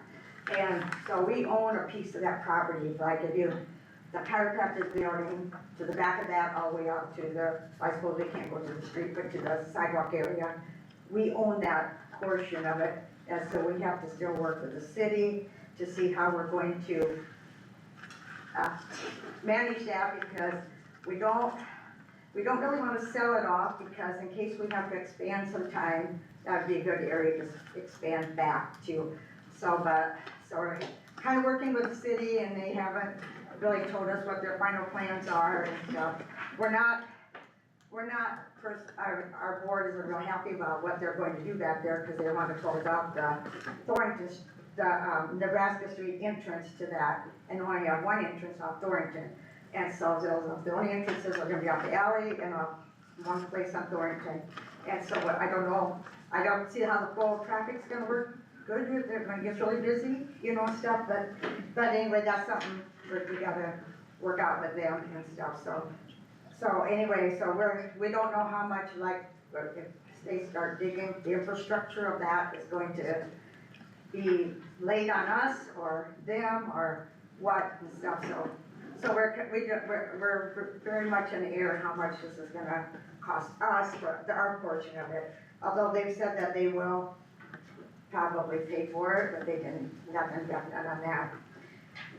So as you can see in our events and accomplishments, we've been pretty busy. Almost every month we've done something and stuff. And I kind of want to plug that this year we really made an effort to move around the county. We went up to Benton for our annual meeting. We went to Lone Rock. We went to Bancroft for our cemetery walks. And so we kind of have tried to move around and incorporate, because we are a county museum, to incorporate. And then Rachel worked a lot with the Bancroft people, and they were just so appreciative of it that we were including them into us, although they had a wonderful museum up there too. But they were just so happy that we included them. We did get some new shelving in our upstairs of the Wells Fargo, so we could get all of our old newspapers and stuff are in these boxes, archival boxes, but they're leaning over like the tops of file cabinets, so they're kind of going like this, so now we can have them nice and flat. And where they're stacked up like this high, so you have to move out how many to get, so now they're just like double high and stuff, so we can, so they're like, yeah, a lot more organized, yeah. And we did get the Wells Fargo painted and stuff, and we had a nice reception for Angus Cotton. I don't know if anybody knows of the Cotton family, but John Cotton, I don't know if any of you know John Cotton, but he gave a wonderful talk about Angus. It was really nice. And we had a bake sale and a reception for our volunteers. And speaking of our volunteers, I think we have over 600 hours of volunteer labor that people just donate on their own, which is like, if we had to hire that guy and hire people, it would cost us a pretty penny. we were open, every Tuesday and Thursday, and like on Founder's Day and Museum Week, we had extended hours. And, so we had, over 500 visitors, and probably, maybe close to 600. I know we had over 400 just come to the museum, and that's not counting how many came to like the Wells Fargo building and stuff. So we've had a lot of visitors, and we've been able, partly because of their generosity, that we've been able to keep it open, so at no charge. You know, if they wanna give a donation, they're free to give it, but, we want to be able to let anybody come in. I mean, if they don't have the means to pay or whatever, you know, they're all welcome to come. And you know, a few years ago, we made it handicap accessible at the museum, so anybody is welcome to come. This next year looks like kind of the same kind of, events and stuff. Seems like we kind of keep going the same way and stuff, and, I don't know, one thing that we wanna do, and then we talked about this for a few years, is that, and I think I talked to you about this last year, about getting a computer in the main museum building. We have one in the Wells Fargo building, but we get another computer, because everything's been inventoried in that building, but it's not on the computer. So if somebody comes in and says, where is so-and-so, I would have no idea, or who brought this in or something. So we have the computer, we have the program on the computer, now we just gotta take the time to get it all put into the computer. So that's one thing we wanna really work on this year. We'll be closed from January to the 1st of April, just because we don't have that many visitors anyway, to keep the heat down and keep our utilities down and stuff. So that's one thing that I personally hope to work on diligently during that time and stuff. So we still have those double doors, never got around to getting those repaired from last year. We gotta get some work on those front doors of the Wells Fargo building. And we've talked about this many times, about getting some new signage up there. And so maybe this year, maybe we can get something done with that. We're not sure how this deal is gonna go and stuff. So I'd like to invite you all to our annual meeting in January. Haven't set the date for sure yet, but it's gonna be at Pictures in Whittemore, and I don't know, Stu Simonson and Linda Farrell, they're gonna give talks about the history of Whittemore, so I think it should be very interesting. They say, I've never heard Stu talk, but they say he's very interesting to listen to and stuff, and he knows a lot about Whittemore and stuff. So, so that's gonna be coming up, and, I don't know if you have any, we have applied for grants for the painting of the museum, and we haven't heard back. Well, one we actually got rejected, but, we haven't heard back from the other ones yet and stuff, so we're hoping to hear back. I think the 15th is when the Community Foundation, hands out theirs, or gives you a notice and stuff. So anyway, that's what, it's looking at, so if you have any questions, or. Let's see, we got Allison with, Oh yeah, we have the. Bum Diddley. Yeah, Bum Diddley, we have our building rented out. Yeah, and so we've been able to keep a renter in there all the time for the last few years, so that really helps us out a lot too. And she's just a wonderful renter, and the business has been she's just opened like in the evenings, on weekends, and she's just had tons of, have you been in there? It's a cute shop. It's very cute, yeah. So Who owns that? Allison Collins. She used to be So that's Allison the, Rollback, Buck's daughter. Buck's daughter. Okay, yep. Yeah, so, A lot of neat stuff. yeah. She does. So, are there any questions, or? Do you know with, like down in Laverne, we've got our old jail, that's on the National Register of Historic Places. It doesn't get used for anything, but it's kind of falling apart. And is there grants that you can pursue out there to revitalize those national landmarks? Because you can't really touch it because it's on the National Register, but Yeah, it kinda turns into an eyesore. yeah, but they don't want it to fall apart, I mean, they don't want it, they Right. don't want those places to fall apart Right, either. so Yes. I guess what are the limitations there? So if you, I can't remember the exact name, but the Iowa Historical Society in Des Moines. Yeah. If you go to that, there's lots of grants that they have. DNR does a lot too, I think, with their grants. DNR? Yeah, Oh. Iowa DNR. I'd like to get it moved from where it is, cause it's just kind of randomly off in a plot and a bunch of houses, not next to it. Yeah, and I know, there's those REAP grants too, I think that some of those cover historical things too. Yeah. So, and I think they're kind of more maybe with energy, cause I know we've got a REAP grant to get windows put in our buildings and stuff. Yeah. But, I think there's some other resources there, and I know I just got from the Iowa Museum Association, which we belong to, we just got a letter from them saying, help us save this, one house, somewhere, I forget where it is, so they, I don't think they really have grant money, but if you go to the Kossuth County Community Foundation, they have just a historical section, so Okay. that's an idea, you know, and stuff, but. Okay. So, yeah. You just wanna see things get used and look nice if they're gonna be there, you know? Yeah, I know, like, we go to the Kossuth County Community Foundation. Okay. And we also go through the Hager Too Good Trust, Yeah, but I don't know how that's limited, if that's limited to more Algona stuff or not, I'm not sure how that works. So, does anybody have like any other questions or anything, or?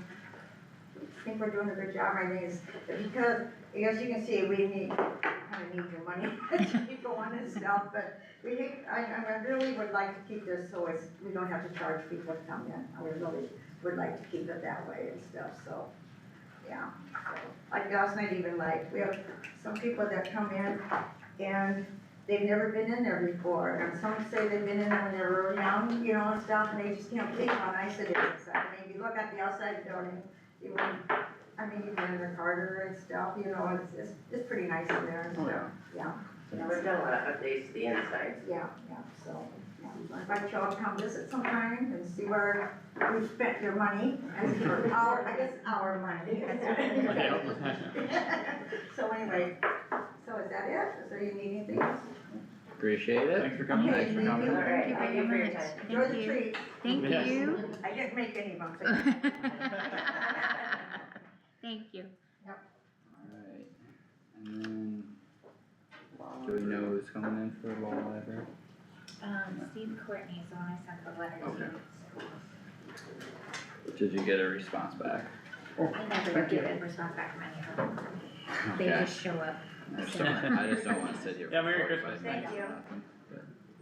But I know somebody is coming from Soil and Water, Okay, so.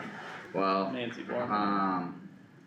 we can maybe pop back to board discussion a little bit more here. Nancy said she'd come at 11:30. Okay. Oh, perfect, that's great. So we all received an email from Todd with a public information board complaint about our, meeting and agenda minutes on 9/17/2024. Joe Goshi filed this complaint, this is all public record of course, but his complaint was that our discussion and action about, I'll just read the motion. The motion by Stecker, second by Jarks, to add to our Kossuth County Drainage District policy to send an informational letter to landowners of any district at the start of any litigation and a yearly update between the time assessments are approved and mailed out. And that carried unanimous. His complaint is that this was not on the agenda. Well, I guess I already talked to Todd, explained the situation, Tammy responded as well, so keep your eyes out for an email. Todd's gonna put some stuff together, and then if you guys wanna go visit with him or, touch base with him after he sends that draft out, feel free, so. I guess it's informing landowners above and beyond the code of Iowa is a bad thing now. But just wanted to make sure everyone saw that in their email.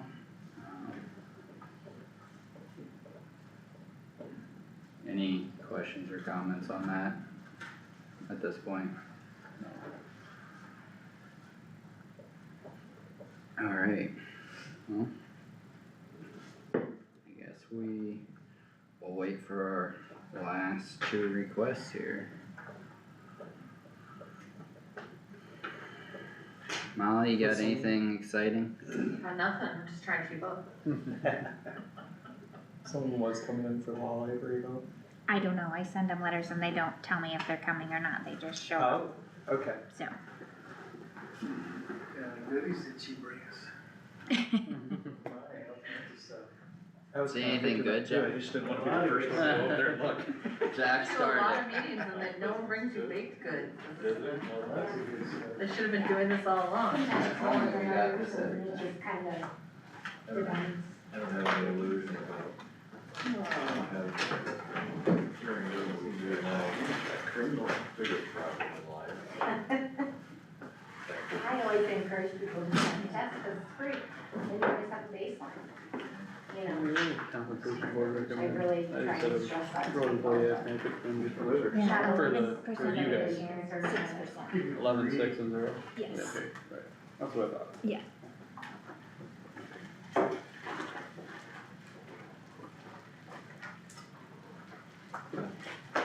And I did send it out to all the department heads, so hopefully they shared that with their employees, they but still- maybe not, yeah.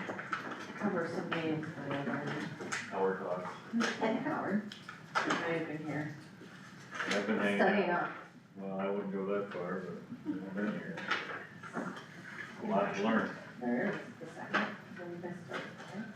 Start right here, right? Special, we're then required to have a special meeting first business day after New Year. Yeah. Yeah, so that'll be on Thursday instead of. So is there anything to that special meeting other than like, hey, welcome? No, it's a full meeting, it's a long It's a meeting. laundry It's list. a whole, huge meeting, it's the first meeting of the year, so it's when all the businesses And come then in. That's what I'm taking that week. The next Tuesday, But not that week. Not that same. So that- so you're having- no, Oh, okay. so it's the second is the first meeting, and then the next Tuesday, which is like the 7th. We're But- not gonna have two meetings in the same week, no. I didn't know, I mean, you know. Do a lot of We're not meetings, having so. a meeting on the 31st? No, no. No, we're not gonna do that. Okay, alright. I think you'd already mentioned the 24th, Christmas Eve and New Year's Eve, we weren't gonna have a meeting, but I might have. I don't mind about the 31st. Yeah. 24th, I'm not Prepare for coming that up. big meeting. Yeah, I no mean, kidding. We're not doing one on Tuesday. Okay, I We're better not make having one sure. on Christmas Eve. So that week you're No, not Christmas having Eve, it? It's not a Christmas holiday. Eve we're Because it's my closed. birthday. What about, she's asking about, are you Are you have a special meeting that week? No, or no, you're no, just no. skipping? No, we just won't have a No. meeting that week. Okay, We great. won't have one for the last two Tuesdays in December, we will not have a meeting. Oh, okay. So like the So last. Jack week- and Roger get early retirement. No kidding, I didn't know you. Well, they still have to be here on the 2nd. Well, yeah, but they got two week break before the last Does that meeting. mean I won't have anybody call me about drainage? You will, Never know, never know. you will. You get it after Few you more nights retire, below you'll 10 be a degrees, so- supervisor Wait, so we're not emeritus, having a they're meeting gonna call on the you and 31st? I guess not. then you'll be like, I'm retired. I'm not gonna complain about that. Me, because I'm gonna be in Des Moines for our Christmas. See, I I was- read your mind, Jack. I was afraid you were gonna say we're gonna have to have budget workshops that day, so now I feel better. You know, 'cause we No had budget rehearsals workshops. today. No way. Like, You're right, your story's good. I've been writing them. What do you eat? I was not every night. Kringla? I like that. I didn't have quite enough Oh, yeah, I like batteries Kringla saved too. up. Where are we at? Maybe My yeah. mother-in-law used to get Kringla for us all the time, of course she's Danish, so. We'll be really old news by the time It's already old news. So that she doesn't eat, so there's more for you? This would be really old news. Oh goodness, alright, well, so they're supposed to come in at noon, maybe? 11:30. 11:30 and 11:45. Yeah, just about done. Oh, no, oh, okay. So 11:30, okay, I was looking at. Two 15-minute blocks left. Look, 11:45 said she was gonna come at 11:30 instead. Well, Perfect. that'll be good. I learned something today, be early and bring baked goods. What did you say, be early and Be ready? early. Barely and bring bacon. Oh. Yeah. Yeah, you guys started like right away.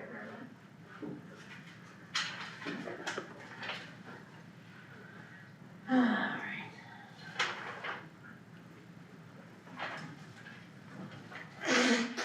Put the rest of that in the breaker and tell people about it. We don't have to tell people, they'll just. It'll just. Oh, yeah. So Tammy was saying that you guys probably won't have your budget workshop till January, does that sound right to you, Con? Yeah, I mean, I don't know if there's anything we would wanna talk about next week or not, but. I don't know what I we'll mean, we talk can about. talk, but we're not gonna make any Yeah. decisions on anything. That's- Oh, yeah. So like the official budget, cause you don't have meetings Christmas week yet. Unless, I have to look at how it falls. The auditor needs time to get all that stuff together and evaluations and some of it's kind of. Oh, you It's the just other one easier said to about talk it about it too. when you got stuff together. When you have the numbers. Sipping water. It's a waste of time if you don't know what you have to spend. Yeah, exactly. No. Yeah, we can, yeah, you can talk and talk and talk. Yeah. Yeah. We don't wanna do too much before January, Of course cause we not. want you to have. fun. Yeah, I'm gonna enjoy it. We'd hate to infringe upon your. Total experience. Do you think you'll do any on the second that day, or do you think that day, no, so That day is And- usually pretty Unless packed. they wanna do it in the afternoon, do you guys wanna do it in the afternoon? No. No would be a good answer. No. I think you should say it till 6 o'clock. Get out of here. I mean, I think, if it were up to me, I'd That's say already wait a till big the meeting. 9th to do it. Cause you have to get the minutes done and. Ninth Yeah. is a Thursday. there's a lot for that meeting, Oh. I guess. Sorry, I'm The looking 7th? at last year's, yeah, the 7th. 7th. I think the 7th would be a good time to start that. Yeah. Okay, that works. I'll take that under advisement, as a judge would say. Okay, That works for me. Doesn't matter to me, I do it in the afternoon or a different day, it doesn't matter. Yeah. well, Subject to change for me. Depends how efficient we are, you know. well, and maybe by the We can 7th, move through everything. maybe by the 7th we'll even, I think we can be very efficient. yeah, we'll even have numbers back from insurance. I think Yeah, that would be That would really be nice. the benefit to waiting another Mhm. week is hopefully we would have insurance, valuations, comp board recommendations, Well, all that valuations stuff are just due ready January to 1st, go. so we'll have that. Did That- the comp board already meet? Yeah, Yeah. last week. What did they just, I didn't hear 11 anything about that. 11, 6 and 0. 11 for the sheriff, 6, and then 0 for the supervisors. No, But the laws have changed now, so the board doesn't have to cut equally anymore. They can cut however they want. cause compensation They- board was they- optional to. They can't increase still, but they can reduce by each department We can however they still- want. Oh, no, you We can, can still increase, plus or Increase or minus, decrease. their recommendation doesn't have any, It's just a recommendation. because you don't even have to have a comp board anymore. Right, but you appointed one. Right. yeah. So now I thought the rules We were can- this, I don't know, I think Yes. you're, I don't think you can I increase. think they're supposed to follow, no. You think more you than- can increase? Yeah, I think they completely took the guardrails off. I don't know, I'm gonna look into that, I cause just talked to Dave Rowley about it not that long ago, and that's what we were talking about, but yeah, we'll look into it again. yeah, we need Not to, that we're gonna be and it's in the, looking at more it's in the huge packet. increases from that anyway, Yeah. but, yeah. So do you ever have this list, do you ever have new entities knocking on your door? Healthy Harvest was last year is the first time they asked. So this is- The really naive question is Oh, they did? They've been asking for quite a while. Oh, really? They weren't got near as 0 always. organized with it, Oh, but they've been asking for quite a few years. okay. I didn't remember them before Yeah, last year. They weren't in every year, Okay. that Cause was, they weren't in when I was just sitting in on it like you guys 2 years ago, they didn't come in, then last year they. Yeah, They never presented. correct, not in my time. They never- presented last they year. They did did come. present, they sent an email. The board had the email, they never ever did come We present, never so. looked at Okay. it because they never came in. Sure. okay. Well, then, Moral, that's the way you better come in. Kind of, yeah. If you just send an email, you're out of luck. Yeah, and I think that was when they were just kinda getting organized or whatever. I think probably. There's Nancy. they've increased their efforts over Good morning. this area a lot Well, more. and during COVID, most people just sent their email or their information, so that kind of. Mm-hmm. Well, yeah, and if he's not here by 11:30, I don't think he's coming, so. Yeah. Yeah, we can go to soil and water here right away if you'd like. We have a little bit of soil, Do tiny bit of water. we? Where's the water go? Downhill. Gulf of Mexico. County, some goes north and some goes That's That's right, true. yeah. unique. That's true. Yep. My water goes to Minneapolis. I know, isn't that wild? It is wild, Yeah. it is wild, Some goes to Des Moines, some goes to the Twin Cities. yeah.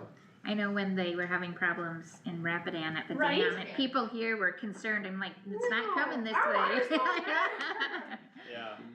Yes.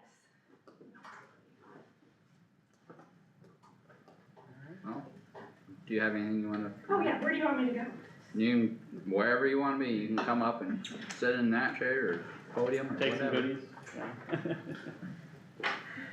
Well, if you don't know, I'm Nancy Bull-Borman. I am the chair of the Kossuth Soil and Water Conservation District. I've been a commissioner for about 12 years, I believe, and I think the chair since, probably the last 6 years. Before that, it was Wendell Christensen. I just want to give you an update on the past year of our district, and want to appreciate the funds we did receive from the board. It allowed us to help with a few projects we have going on. Some of it's education related. We help fund the Trees for Threes program, where we give a tree to every third grader in the county, so all the different schools. We also offer a conservation related scholarship in our county. And I would like to say that candidate then goes into the next district for the conservation districts of Iowa, and the Kossuth County applicant actually won for the district, so got even more money for the state conservation districts of Iowa, so that was very exciting. We've been able to, some of these funds also been help offset some of the costs with the administration and mailing of the SLU bill applications. I'm sure you've probably seen those come through, so Pam Kolash, the conservation assistant in office, takes care of a lot of those things in communications. I'm taking care of that for forest cover, open prairie, river, stream banks, tax exemption, SLU bill thing. Having another big thing we've been able to leverage is applying for some Iowa DNR funding for a stream signage project. The first one we received was a year or so ago, and in partnership with the Boone River Watershed for the Prairie Creek portion, which is in the southeast section of the county. And if you've been in that section now, you can see the stream signage labeled for the blacktop crossings of where the water goes under the road. One of our goals is to eventually try to get throughout the county signage on all the blacktops for water sources, as it's been shown through different studies, even at Iowa State too, that if people know their water sources are labeled, they're more likely to care about them. Or know, like the Blue Earth River, yes, this is part of it, it's in our county too. You know, we are part of 3 major portions of watersheds: Boone River, the Des Moines River watershed, and the Blue Earth River watershed. So we applied for this next set of funding through the Iowa DNR, and there's some matching portions of this, so we're really leveraging these dollars, and we were awarded another grant, so we are now going to, I don't think it'll be done here in less than a month, so it'll be done in 2025, getting the southwest portion of the county labeled south of Highway 18. So I guess be looking for that in 2025. And we also use funding for field days and other efforts as well. So continuing a county level focus on soil and water conservation, I think is very important. I think many of you also saw we had some soil erosion issues, and we had some complaints this year too, where we really don't want to continue that in our counties. Bread and butter is agriculture, and keeping our nutrients and soil in place is a huge deal, and clean water too. So appreciate your support, and would appreciate any support in the future for the next year. We have a monthly meeting, usually at the USDA office, and you are welcome to attend. We can offer a Zoom link if you need to, so I guess, yeah, if you have any questions, please let me know. Thank you. How much you? Our request is $5,000.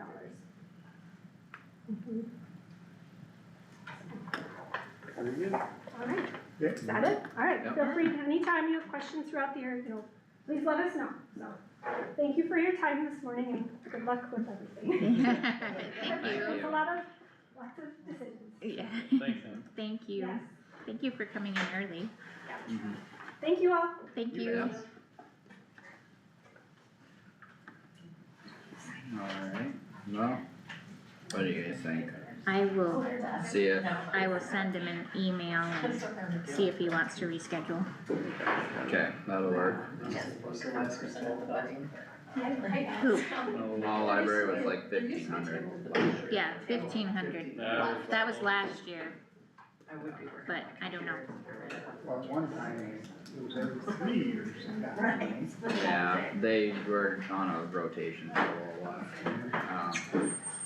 Are you guys all gonna be able to make the conference board meeting on Thursday? I forgot to ask about that during budget.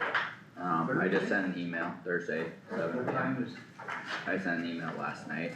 What time is it? 7 p.m. 7 o'clock, Thursday. Mhm. Yep. Yeah, I forgot to mention that during board discussion. Here, Yep. I'll be here. Perfect, cause we need a quorum. Josh, you here? Yeah, I'll be here. Alright, well, we got 3 then. I didn't, know about the meeting, so it's not on the agenda. It didn't need to be on this agenda. Okay. That has a whole separate posting. But I mean. 7 p.m. I just scheduled it last night. Oh, okay, Yeah, I think I included you on the email. okay. Alright, anything else or questions from anyone? if somebody. On there, Steve. Oh, there he Here we is, go. you're, hi. Sorry, No, library. you're good. Saved by the bell. Yeah. Second from being late. No, I was just gonna say, I'll send him an email. Well, I appreciate it. So, we're ready for you. Alright, hello again. My Morning. name is Stephen Courtney. I'm on behalf of the Kossuth County Law Library. And so, just a little history. We have a law library on the 3rd floor. The last few years, dating back, we were graciously awarded $6,000 from the supervisors, and that really purchased the electronic system, LexisNexis, to get access to statutes, regulations, the various information that law firms need. We did an audit back in '22, determined that it wasn't being used for the price that we were paying, and so we discontinued that. We came last year requesting a lower amount of $1,500, and really that was to update the practice series books that law firms really find useful. And so we updated some of those books last year, and we're back here again this year to request $1,500. We plan to just kind of put that in the bank and continue to look for resources to kind of continue to update the law library. Happy to answer any questions you guys may have. I don't have any. Anyone else have any questions? Alright. Hopefully I'm your easiest one then. You're the last one. You're the last one. Oh, there we go, early lunch. Sounds good. Thank you for Excellent, hey, stopping. appreciate Yeah, your that's time, it, guys. thank you Yep. so Yeah, much, have a good thank one. you. Alright. Well, I'd entertain a motion to adjourn. Motion by Plath, second by Jarks. He is faster. All those in favor say aye. Aye. Any opposed say nay. Motion carried unanimous. We are adjourned. 11:39. Is that the first time we've had every single one show up? No, probably not. I don't know.